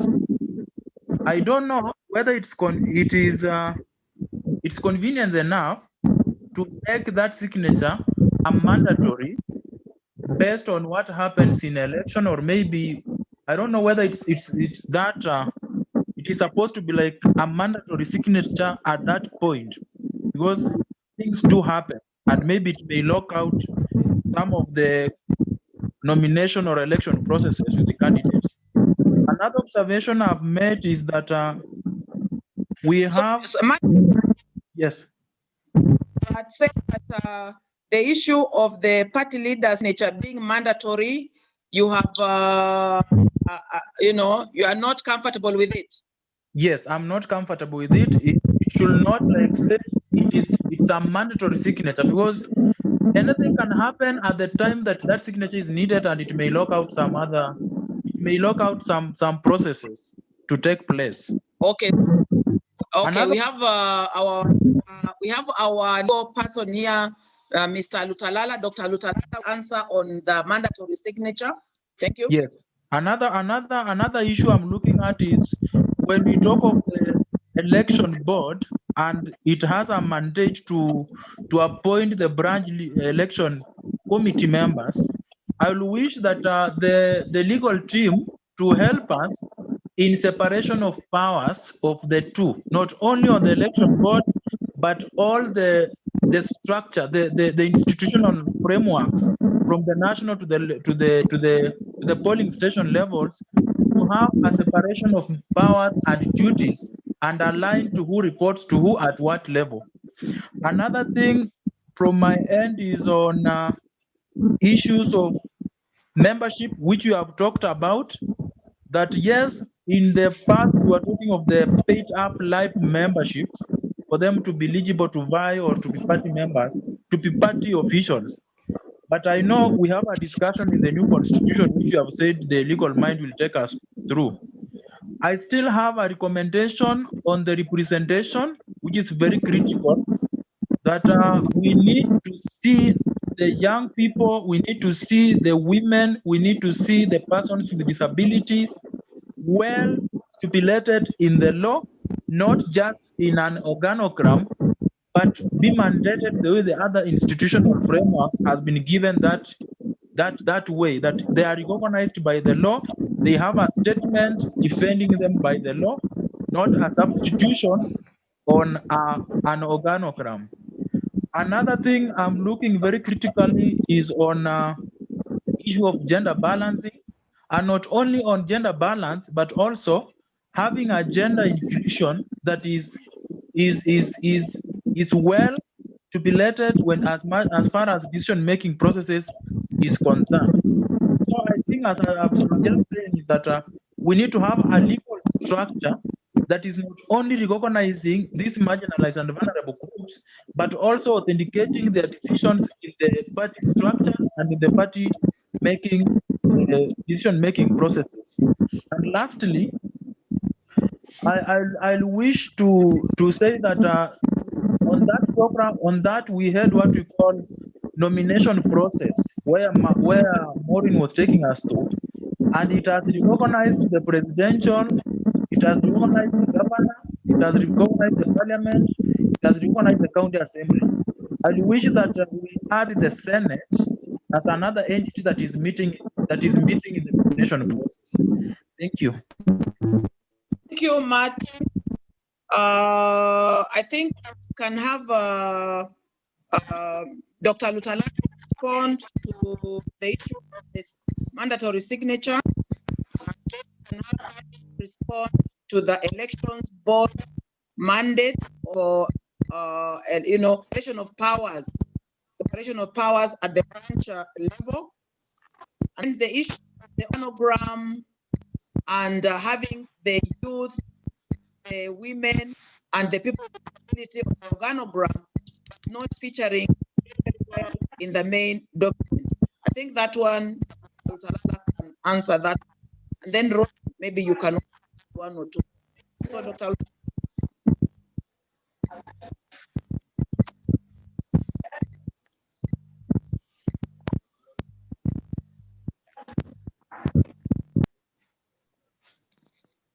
Dr. Lutalala, if you can hear me, kindly unmute your mic. I can see you speaking, but we cannot hear you. Please unmute your mic first. Hello? Yes, kindly proceed. Now we can get you clearly. Thank you. Thank you, the ED for our party, Ms. Ndanyi. Thank you, CMD, for this opportunity. And thank you, Council Rosalino Dede, for availing time. I must begin by apologizing for getting on board a bit late. I had other issues that kept me away. Now, from the onset, I must clarify that I have my colleague in the compliance committee, Council Rafael Nduko, in session as well. And therefore, you have two members of the Legal and Compliance Committee listening into this session. Number two, I must clarify that Ms. Nduko, Rafael, and I were not invited to give our views on the new constitution. So we are not in a position to take the audience through the new constitution, because that is not what we were invited to come and do. We were simply invited to come and listen in. However, I must support what our chairman from Busia, Mr. Chris Chesa, has said, that the conversation that we've had is very useful, but it is historical. It is historical in the sense that the document that Councillor Roslyn has been working on and explained to us very well is no longer in use at our party. What is in use is a new Katiba for the party, complete with new rules and regulations, including the party's election nomination rules. And therefore, as I sat in and listened to Councillor Roslyn, most of the issues she picked actually have already been sorted out in this new Katiba. So may I suggest, with the greatest of humility, that maybe the CMD organizes one more session where the audience will have an opportunity to interact with this Katiba. Because I was looking forward to a critique by an independent mind like that of Councillor Roslyn of this new document. Because we already are preparing a retreat where we'll have to relook at the typos, the mix-up, and the areas of weakness in this document so that we can make it the finest document that the party can have. But in the meantime, this is the operating law at the party. And this is the document that any sensitization or training on the activities of ANC party going forward must be based on. Having said that, let me try and respond to a few issues that have been raised just basically by, I think, Mr. Martin Lunalo. Martin, the issue of compulsory signature of the party leader was a matter of life and death for this party. But again, this session we are having is not an internal party session. So I cannot go into the merits and demerits of what informed that particular decision. But in under a month or two, the constitutional and legal compliance team is coming down to the branches to take our party chairman and members through this document. Remember that under this document, the branches, particularly the chairman, have up to August of this year. Thereafter, they'll not be in office. And therefore, there are many aspects of this new Katiba which we must cascade down to you guys who are in the counties for purposes of you cascading them further all the way up to the ward level. We'll be doing this in conjunction with Honorable Salim Busaidi's National Elections Board. I had also Councillor Roslin refer frequently to the National Executive Committee. We no longer have an organ by that name. And therefore, so that I don't take a lot of your time, let me end here by saying that we are very grateful that CMD has given us this opportunity. We are thankful to our ED and thankful to Madame Roslyn. But going forward, this session will be useful if we deal with this particular document, because this is the operating document now, not the one that we have discussed in this session. So once again, thank you very much for the opportunity and looking forward to see you in further sessions. Thank you.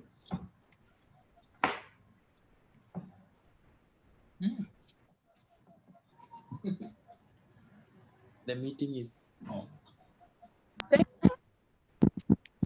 Thank you, Dr. Salala, for your insight. As we proceed, I think there are other areas that are not necessarily in the document. This is now when you are looking at the election. This is with IBC, the issues of Chapter 6, the issues of conduct that can actually be discussed. And I don't know if I'm heard or if you may, or you can. Okay. Yeah, so as I was saying, Council, thank you very much for those, and thanking through. However, just for clarification, this was actually a request from our election board, and the reason was people to understand what has been there before and then what is there now. So I think we are on the right track. We have not gone out of point. So we can proceed with a few questions. Sorry, Maggie. Maureen, my hands are. Maggie, if you can hear me. Yes, Maureen? Your internet is a bit unstable. I'm going to kindly request maybe you can consider disabling your video so that we can have you only join in on audio so that we can see if we can get you clearly. Can we, how is it now? You're back on video again. Yes. So now we can. I've stopped the video. Yes, now we can at least get you better. I can get me. Maureen, my hand is up.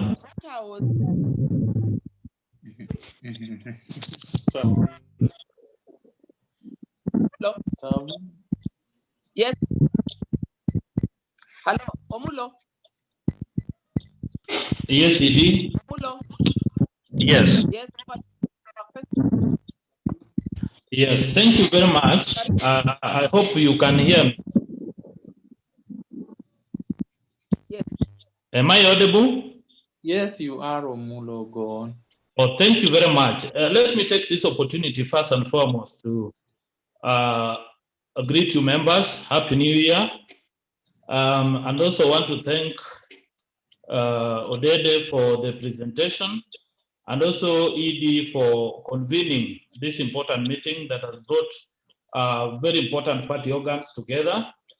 And I must say that I must disagree with my learned friend Alutalala and the chairman of Busia that there's no need of us discussing this document. It is very important that we use it as a baseline to ensure that we improve what we have now. We understand what was there before and what is there in the future or in the documents, in the party constitution. And as we move forward, there are very, very pertinent issues, even in the current constitutions that needs to be considered. One being in the nomination rules. In the previous document, there's a specific amount that is tagged for the presidential candidate. They're saying that the presidential candidate must pay a certain amount, which is 1 million. And there are also other amounts that are tagged with the parliamentary and other spaces. But in the new constitution, it is specifically indicating that the presidential candidate, there's an unrefundable nomination fee of the amount that shall be proposed by the election board and considered for the review and ratified by the Amani Council. My question is if now the determination of the amount for nomination is left for the election board to determine and also be ratified by the Amani Council, does it mean now that as a youth league, we can have our own proposal or a baseline that now we can take it to the election board to be ratified? Are we going to use it as a basis for negotiation for nomination of the youth league, for example, or even other candidates?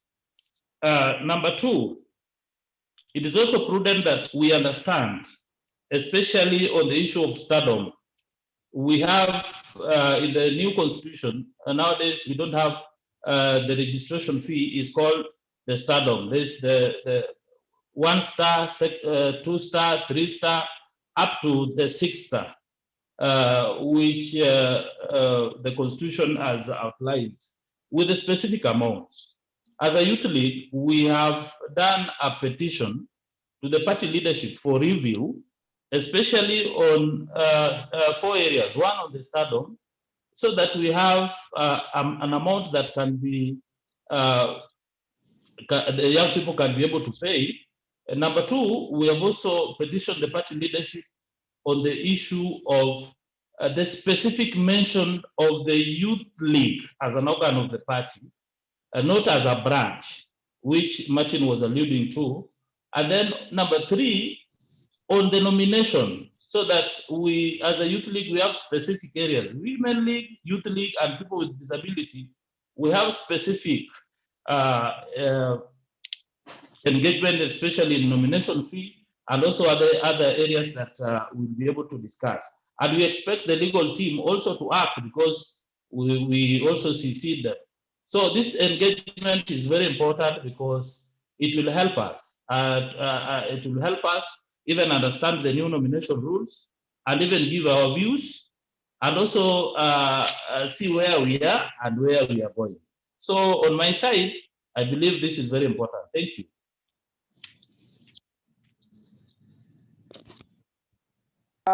Thank you, Mr. Apollo, for your very, very observations. And I think we are on the right track. What we're discussing, it is going to help us improve areas that we have not captured well. So if I go back to the document, I can see a hand up. Who is this? Please. I don't know. It's Maureen. me. No, it's Niva. Okay, Niva. Yes.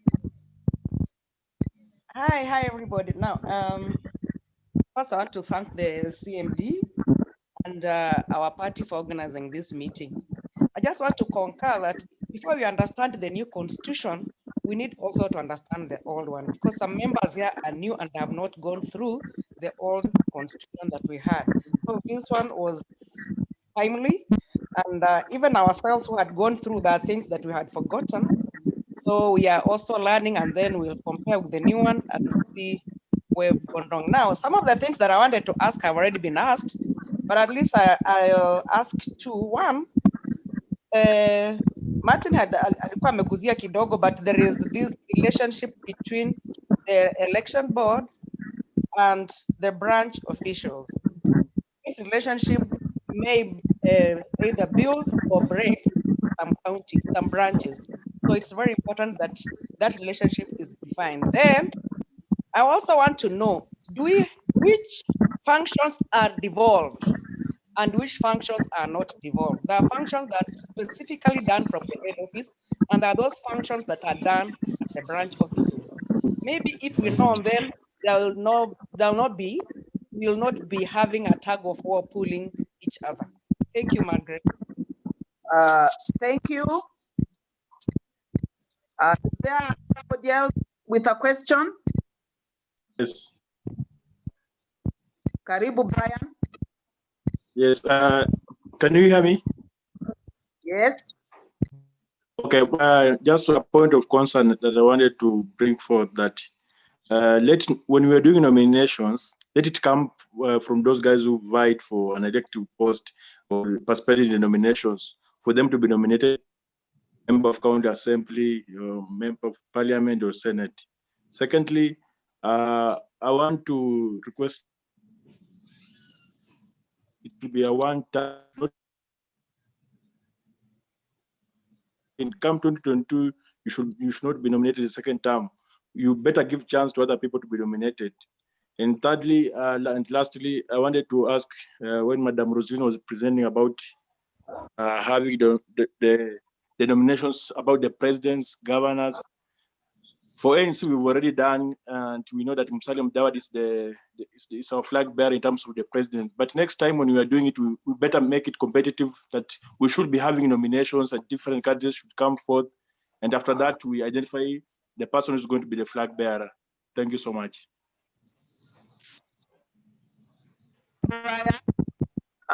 You've come up with something very interesting, the issue of when people are nominated the first time, then they should not be nominated the second time. Yes. You want to be reflected in the nomination. That's true. Thank you for that. Any other person with a question? Yes, I have a question. Yes. Hello, this is Stephen Mukhala from Embakasi. You getting me? Yes, Stephen, you can hear you. Yes. Hello. Yes, Steve, continue. Yeah, my question, my concern is just to expound on what Mulama has said. Yeah, because you see, like when it comes to nomination, it is only up to the people who have aged up to 35, people with a disability or youth. What about people who have gone beyond 35 years and yet they are working hard for the party? Another thing is about collection of signatures. Is it an IBC mandate or it is a party mandate? Because last time, 2017, we moved around collecting signatures. But at the end of the day, when you go to the IEBC, during the vetting day, they only ask for first and seconder. What happened to the 498 signatures that we had been told by the party to collect? That is just my few remarks. Thank you. The signatures. Okay, any other question? The issue of the signatures, yes? Maggie, I can see two hands up. I can see Melly's hand and then Jimmy. So maybe Melly can take it first and then you can go to Jimmy. Okay, fine. Thank you. Thank you, everyone. I would like to appreciate the presentation of this document. And I want to tell members who are here that this is in preparation of this new constitution, which very few people have it. We are yet to avail it to every member. And as Wakili Alutalala of the LICC said, there was supposed to be going round to educate our officials on this new document, saying that you're able to know where we have come from the previous document and where we are now, and if those issues or those areas have been incorporated in this document. And the same thing, the elections board will be doing this when because they're preparing for branch elections, which should be happening very soon. They will be sharing with the branch officials those guidelines that will guide the process of nominations or elections of officials. And that's why I'm saying it is important that we discussed so that we get these small views and corrections and areas of concern. And when they come down to discuss or share with our officials this new document, it will be a document that's rich and have accommodated all the concerns of our officials and our members. Thank you so much.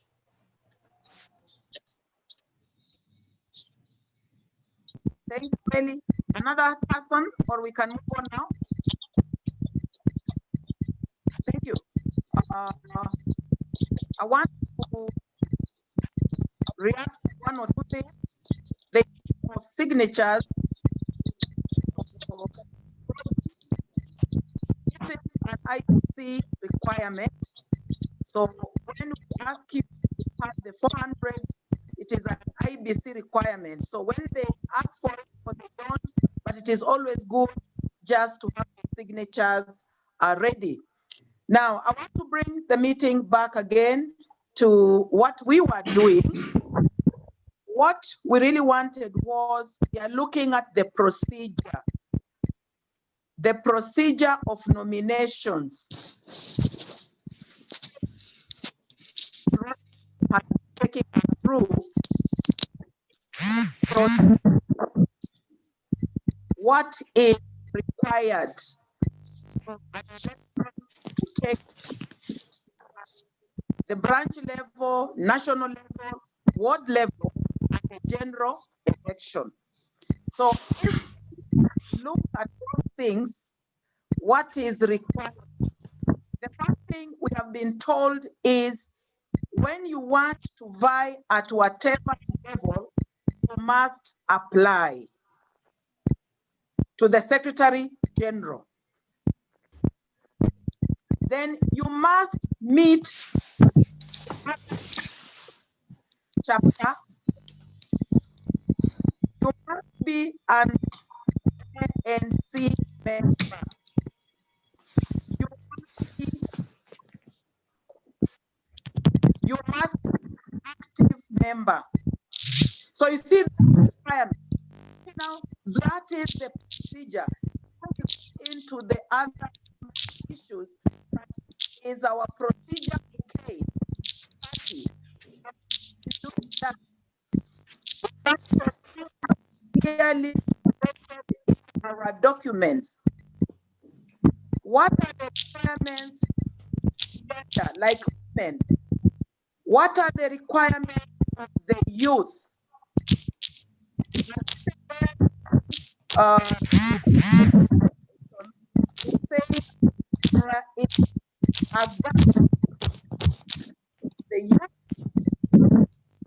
Our documentation has to be looked into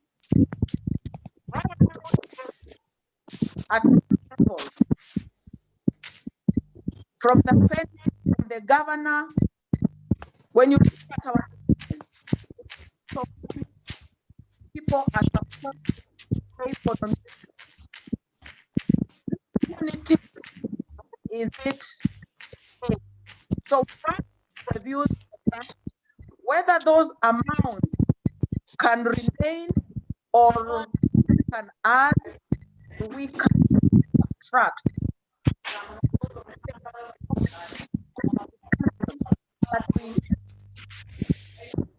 Now, for members of parliament, members in the constituency, as Mulama said about the 400, 500. For MPs, it's 2,000. For women rep, if there was, it is 500 per constituency. So if it's like Nairobi, it means signatures from 17 constituencies, 500 times 17. Now, these are some of the things that, you know, asking should be there or they should be removed. Views, like to hear from you and that kind of thing. Senators who pay 150,000 for nomination fee, is that punitive or it is in order? The MCAs who pay 20,000, if they are women, they will pay half of that. If they are youth, they will pay half of that. What do you think about that? So we were mainly interested in the procedures. If they are okay, if they are not, we get your views. So can we get some views on that before I ask Roslyn to come back on board? I'm sure she has taken a break, taken some water. Thank you. Questions?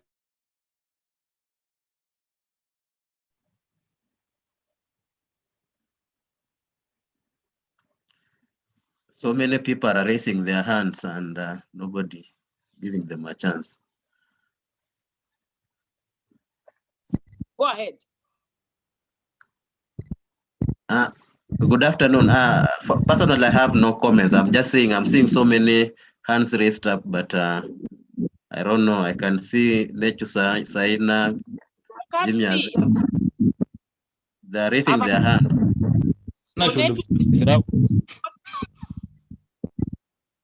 Nechu Saina, another one?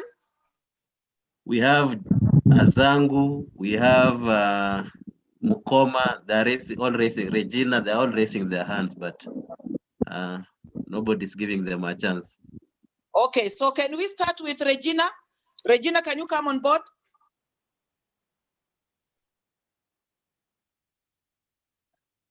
Regina? Yes, Maggie, can you hear me? Yes, yes, we can hear you. Yeah, thank you, everyone. My concern is about the aspirant position, like the one you just mentioned now. It is good that you have pointed out, and I had a feeling that the women should be included in the special groups category, whereby I noticed from the Rosary's presentation, the youth and persons with disability are the ones that were termed as the special interest group. So about the nomination fee, it is also good that we put into consideration that the three categories, including the minority people, should be given a subsidized fee, whereby it would be half of the amount that would be proposed for the others, at least to support the young people, the persons with disability, and the women to engage into competitive positions, whether elective or even in office. My concern now that I have a chance is also about the post-secondary qualification. During the presentation, it came out that when one has to vie, and I believe it is also stipulated in our Kenyan constitution, one must have a no-level certificate and a post-secondary qualification. Would it be clarified what it means by post-secondary qualification? Because I've seen in the other previous elections where people say even a driving license is a post-secondary qualification. Yeah, thank you. I think, Roslyn, you can answer that one, the issue of the post-secondary. You can take that one. So let's take another one. Azangu. Jimmy Azangu. Not there. You can hear me? You can hear me, Maggie? Okay, yes. How are you, everyone? Fine, Jimmy. My concern was about the mandatory signatory on the nomination certificate. Basing on the past experiences, I would suggest that the mandatory signatory to the nomination certificate remain the party leader. And to my younger brother, Martin, if a vote will be taken on that, then I would vote yes, the party leader should remain mandatory signatory to the nomination certificate. Thank you. Thank you. Let's have Mukoma. Mukoma. Mr. Mukoma, are you there? Okay. Nechu Saina.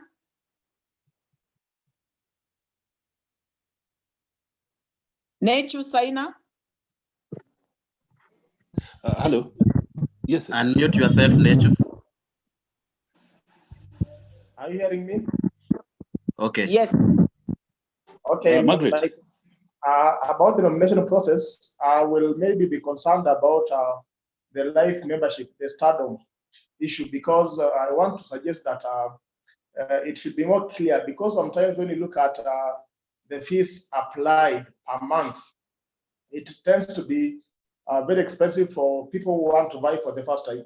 Maybe for the sitting MCAs, sitting MPs, it is reasonable, but to somebody who wants to vie for the first time, it should be reviewed, the life membership. Thank you.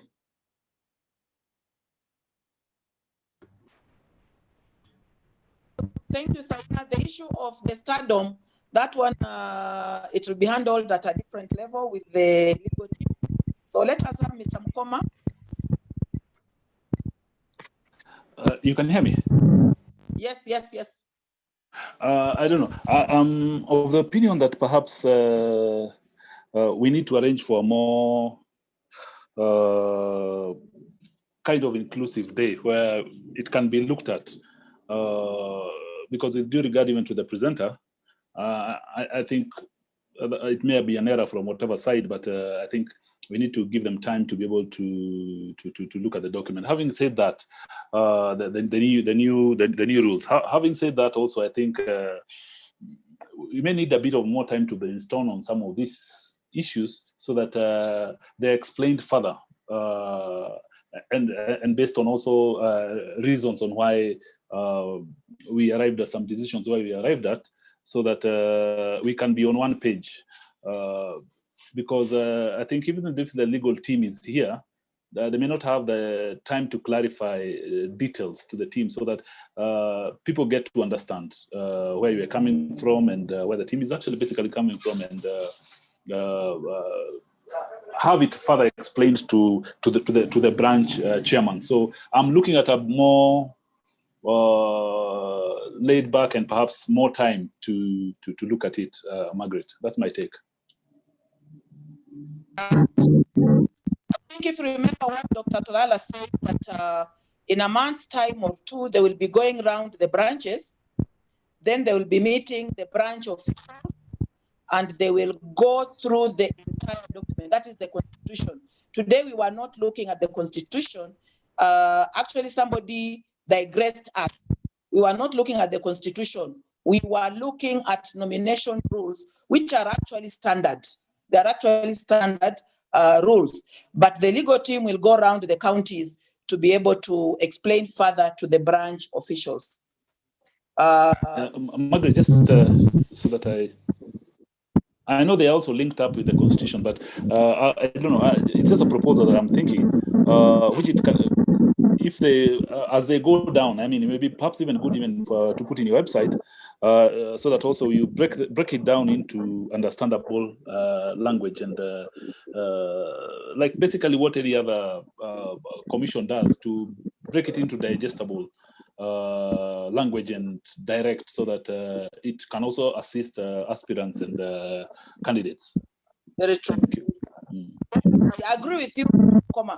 Actually, it needs to be broken down to a layman's language, the issues that are there, so that everybody is able to understand, and it should be put on the website. I think after they go for their retreat and finalize the document, then I'm sure all these things will come back and be put there. Thank you so much. So the next person who was supposed to, any other person with a question? Okay, so as we move on, I just want to bring to your attention that with the nomination rules and procedures, there are forms to be filled for every category. As an MCA, there's a special form you fill for nomination. As a member of parliament, as a woman rep, as a senator, as a governor, and presidential, there are different forms. So it is important that officials are familiar with the forms that are there, because people have been asking, are there any forms that people fill? Yes, there are forms that people fill, and these ones are on soft. So I'm sure at an appropriate time, we will be able to send them to the branches. Rosalind, I want to bring you back on board. Maybe you can say one or two things before we wind up. Before that, Margaret, I have a very brief comment. In as much as we wait for the rules and procedures presented in the format of the new constitution, I personally would appreciate to get this presentation, because it will guide me in some of the things we are doing in terms of format and so forth. Okay, Litale, I think that is okay. We will send it to you as you have requested, and the chairman of the elections board actually has the entire presentation. Thank you. Any other concern?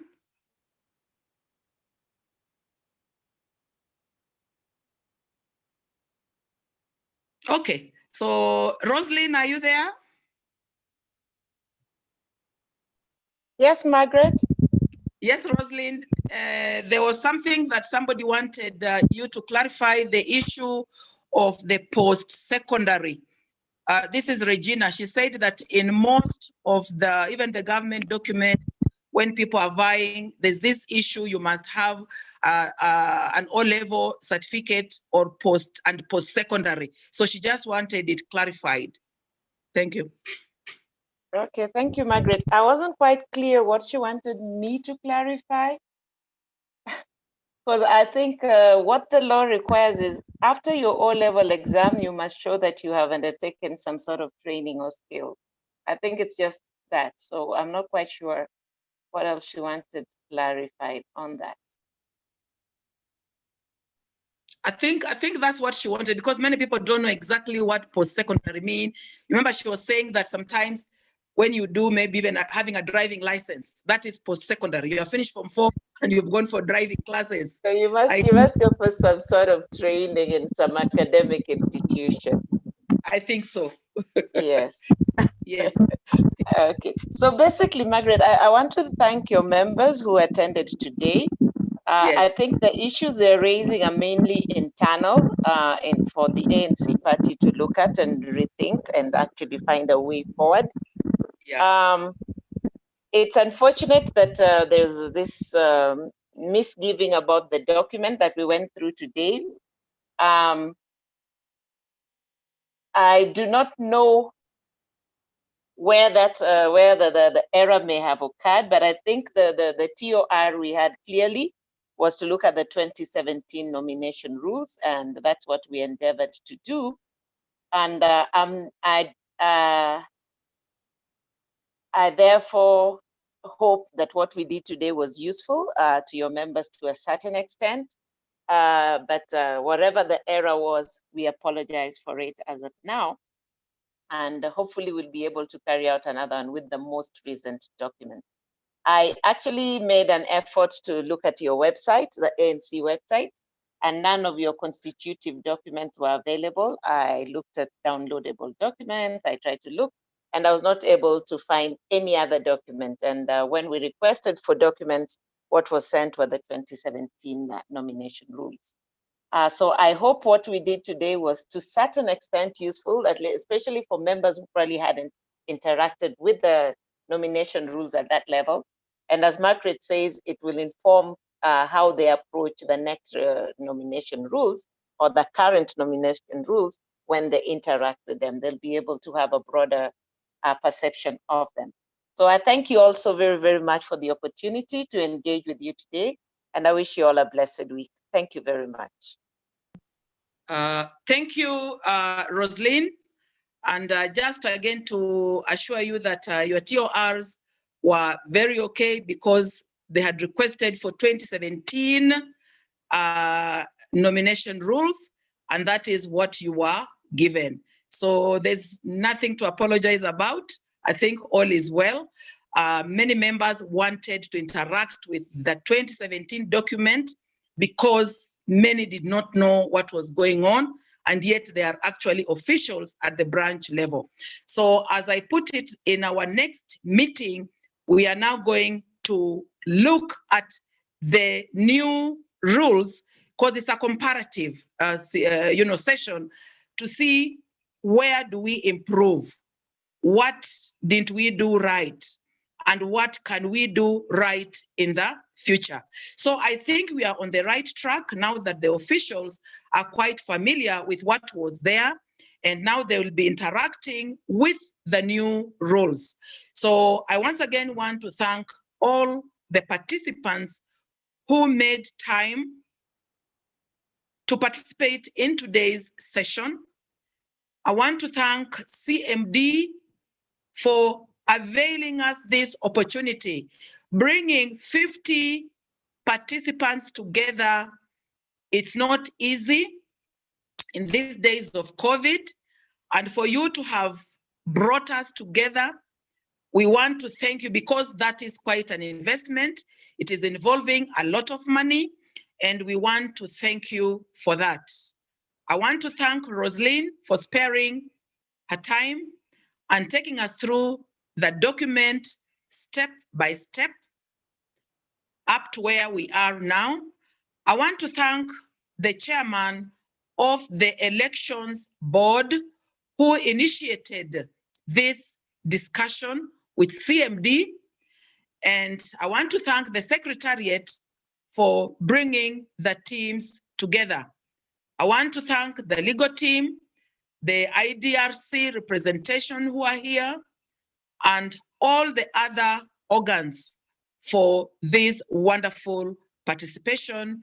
And we are hoping in the near future, we are going to have another meeting that will help us come up with a document we can all own it, and we use it for 2022 elections.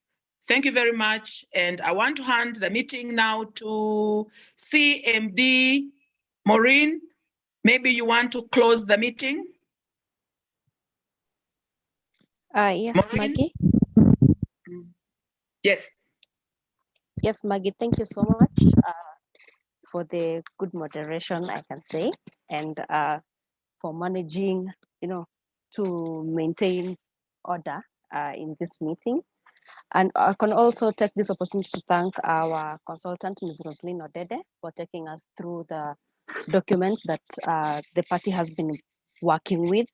And as she has presented, I think it's now a good opportunity for your party members to, sit and reflect on where your party members are coming from, what you have been working on, and where you want to be in the future. As you have said, it's just a reflection to help you, know where you've been and where you want to go. And I hope that the contributions that have been made by the various party members will be useful in helping you draft your rules as you move forward, and even as we approach the 2022 general elections. From here in CMD is just to say thank you so much for honoring our invite, and it has been a pleasure working with you.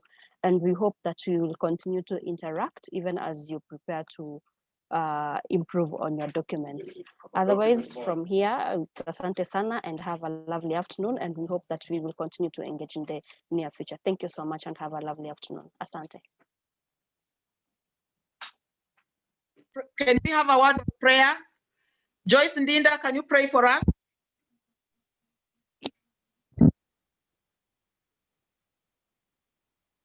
Joyce Ndinda? She's not there. Okay, Brian, pray for us. Let's pray. Father, we want to thank you this afternoon. We thank you, Lord, for this wonderful meeting that we had together as a team. We thank you, God, for CMD who have facilitated the meeting. We thank you for Madame Rosaline. We thank you, Lord, for our ED and all the participants. God, we pray for your presence to be with them. We pray for your peace, for your shalom to cover each one of them. As we move ahead throughout this week, we pray for your presence. We pray for your grace to be sufficient. In the mighty name of Jesus Christ that we believe and pray. Amen. Amen.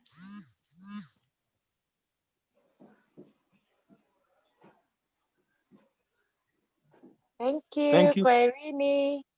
Bye. Thank you. Bye.